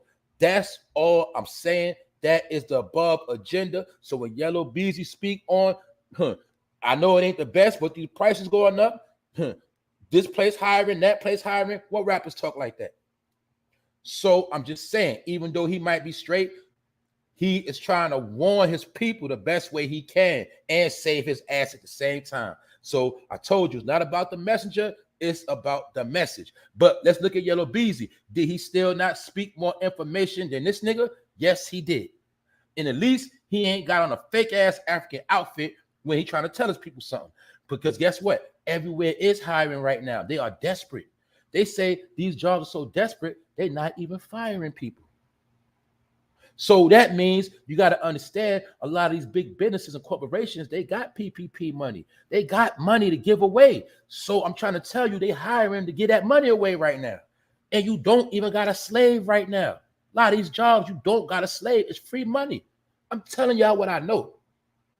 But you take it or leave it and keep playing and complaining and don't get no money. You see where you end up at. Because I'm going to say it again like a million times. I never in my life heard anybody say, I got too much money, I'm good. There's no such thing as having too much money. So when money is available, a hustler going to get it. That's what it is. And I'm going to salute Yellow Beezy on that one because he kept it real. Other than that, man, this is my opinion. Y'all take it how y'all want to take it. You dig? That's all I'm saying. But it's ways right now where you can get certain things under your belt and you can take it somewhere else. I don't even care if you, I'm gonna keep it solid. Look, that's like saying it's like you had to work for McDonald's to be a manager, but you just trying to learn them skills so you can manage your own business one day. You want to steal some of their ideas and techniques to apply to your business. Sometimes you gotta do that too. There's many ways to look at stuff. It keep you active while you can get a check, be active. You know, be social with people instead of being in the crib, moping, sad, depressed, focusing on negative shit. You actually can be active, moving around, getting a check, just doing something. It's called utilizing the time. It's okay. And you'll understand that it'll give you a certain type of balance because you have to be social. And if you can make a couple dollars and be social, it helps free your brain from a lot of the bullshit that is going on. Because when you sitting around waiting for somebody to crush you and you just scared, always worried about what they're going to do next and this, that, and the third, you ain't going to get nowhere. Then by the time they put that work in on your ass, you ain't got no leg to stand on. So I'm telling you, this the new world we in, meaning you got to get to clean money. However you get there, you got to get it. You got to understand that's the above agenda. Get clean money. Why? So that way it won't be easier for them to fade your ass. It goes to the saying, you can't be used, you useless. That's how they looking at niggas. They looking at the world. They just never say they looking at human beings. If they can't be used, they're useless. If they're not willing to generate for themselves, that means they want to take from us. So we have to get rid of the takers. That's where the world is at right now. Getting rid of takers. I can't make it no clearer than that. That's why Joe said he's not giving you nothing. That's why Joe said he's not lowering the prices. He know people got used to taking, getting, doing what they want to do. So now they putting the country on punishment. Do you understand that part? That's all I'm saying. For you niggas that think you so fucking smart and you think you're going to beat this one, but you not. I'm telling you. So don't never say nobody ain't tell you, man. I do my job every day. Without the clout, I told you I don't want no fame. I'm going to tell my people what it is. Not sugar-coated, none of that. Not watered down, not scheming and scamming, and I don't have to throw on a damn African medallion or a kufi or any type of black power attire. I'm going to tell you what it is. That's why I say, don't worry about me. Listen to what I say out my mouth, and the people that can listen fast and smart, they get every little detail. They get it all, and they understand the whole program. That's why I ain't got to keep repeating myself. Salute to y'all. Salute to the whole building. Salute to the whole chat. Salute to all my family that's here. Episode 189. Yeah. Y'all ain't think I was going to come on Saturday, right? Yeah. And I know this is the day of rest, but I had to put some work in. I'm going to still rest and chill. Because this, I told you, for me, this ain't nothing. For me to pull up and be myself and do what I do, this ain't nothing. It's nothing. And I'm going to keep doing it regardless. Salute to my people. That's right. Daniel Walker always here. All artists mental. What's up? Key, Sassy. My boy D Malley from Cali. What's up? What's up? Avid. Hey, Vid, what's up? Yeah, Joe said, Joe, look, for real, y'all, let's look at this for 1 second. Why is this man Joe keep going out his way to make bold statements on national TV? This man said he is not giving us no reparation unless the Native Americans involved. That's talking sideways. The man got up and said that the prices is not going down during the rest of his term. Do y'all understand that is 2.5 more years? So let's be realistic. I want everybody to really think. Real simple and plain. Y'all know a lot of people. I know a lot of people. We all know a lot of people. How many people you know for a fact is going to make it to pass the next 2.5 years the way they live in their life right now, the way they moving? Are they going to make it the next 2.5 years? Y'all know for a fact, you know a lot of people that's bullshitting right now. Is it guaranteed they're going to make it past the next 2.5 years when Joe just told us ain't nothing going down, ain't no help? So that's why I said I don't got to keep wasting my time telling nobody nothing. Joe telling you to your face what it is. The same nigga that said you don't vote for him, you ain't black. Now you understand when we talk about how all them people left the White House because the white people know not white people, the black people left the White House. Remember, 20-some people just left because they know the agenda. They know what's going on and they know what's about to happen. So a lot of people, I told you, they trying to cover their ass, get their shit together, and they getting out the way because they know Joe ain't playing fair. And a lot of people know he used them for a pawn. Joe is a scamming, finessing ass old man. And they knew that if they put an old man in office, you going to go to sleep because you're going to think he's stupid and don't know nothing. But this man is doing so much, you'd be surprised what he's doing. He's being outright with it. And this ain't to bash the president. It's just that the president, nigga, he's showing you who he is. So I ain't got to make up nothing on that man. He told you what it is.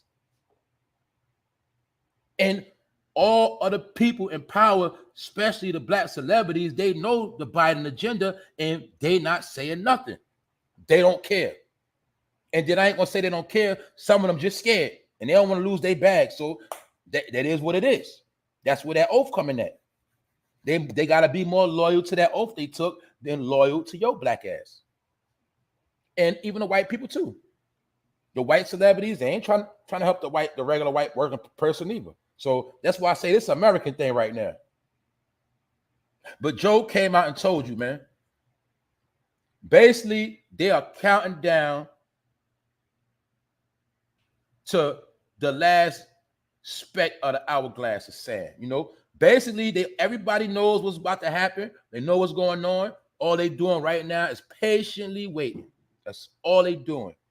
Patiently waiting, keep them distracted. That's it. So I keep touching on it every day because each and every day what they do is they drop little details every day. They drop a little here, a little there. Every day they drop a little bit of truth. That's why I told you they put it in your face. It ain't no fucking mystery. It's just that you be more worried about the wrong shit and the shit you're supposed to catch, you don't catch it. But they tell you every single day what they're going to do to you. Then they do it. Because I told you, if you know about magic, anybody know about magic tricks? It's the last time I'm going to say it. When you go to see a magician, he's going to tell you what he's going to do before he do it. Watch me take this rabbit, pull it out this hat. Then he's going to say, watch me take this bird and make it disappear. The magician always tell you what he's going to do before he do it. So when Joe get on the podium and tell you what he's going to do before he do it, watch him do the magic trick. So what's the magic trick? Niggas gonna start disappearing, nigga. That's what it is. Why? Because he told you it's a war on ghost guns. He put 30 billion of that. He told you about the baby formula shortage. Everything they said they're gonna do, they did it. Told you he's gonna give Ukraine that bread, did it. And what's, like I said, With this magic trick, what happened is people start disappearing. It's called what? Depopulation. That is the disappearing act. So that's what I'm trying to tell y'all, man. I don't got time for niggas like Umar Johnson. He ain't talking about what I'm talking. That nigga ain't talking about nothing. I ain't just talking about regurgitating shit. I'm talking about breaking shit down with clarity. You know what I'm saying? I'm talking about giving an understanding so those can understand. What we was told. You're supposed to break it down so a kid understand it. And this ain't me trying to act like I know it all, because guess what? I don't know it all, and I don't really know nothing. But I know what I know. You dig? Some niggas act like knowledge is something like, it's like I'm that nigga because I know something that you don't know, so I'm that nigga. No, I ain't nobody, y'all. I'm a ghost. I'm a nobody. But some niggas, because they sound good and they lie to you to make it sound fly to you, and they try to get real drippy on you. They try to make it like you got to come to them for the answers. You ain't got to come to me. You go find it on your own. I'm just going to put you on the right path. That's it. Ain't no glory in the end for no nigga with no pride. And that fame niggas be wanting, that shit ain't nothing but a light bulb that eventually goes out. Don't all light bulbs eventually go out? All right. So a light bulb ain't shit compared to the sun. Know that. So yeah, niggas gonna shine for a little while, but that little shine niggas think they're getting, it ain't gonna be forever. And these are the jewels of the day of the weekend. And hopefully y'all got something out of this. But I don't got time to play with nobody, and I don't play with niggas. Because I let niggas play theyself. Period. You know what I'm saying? Miss Jackie, thank y'all all for staying here the whole time. Salute Angel. All of y'all. All the queens in the building, all the kings, all the bros and the sis. Salute to the people in the bushes that's been tuned in. Salute to everybody that got something out of today. Also, salute to the bro Wax Dog supporting the channel all the time. You know what I'm saying? Staying consistent. Everybody that rock with me that's been consistent. Salute to y'all. Salute to everybody that slid through. You dig? We all here. You know, enjoy your day. Enjoy your weekend. And y'all already know how I do. I got more coming. Ain't nothing new. But like I said, as this stuff coming out, I'm gonna keep putting it out there. I'm gonna keep doing what I do. And yes, it's entertainment. So those who just pulled up, you go back to the beginning. There's some comedy here, all of that. So yeah, I'm gonna give you the whole package, and I'm gonna get up out of here. With that note, y'all already know Fun No Fame, episode 189. Umar Johnson exposed. The Black Power hustle exposed. And I'm out. Y'all stay looped up and y'all stay right. And I'm out. Holla. One.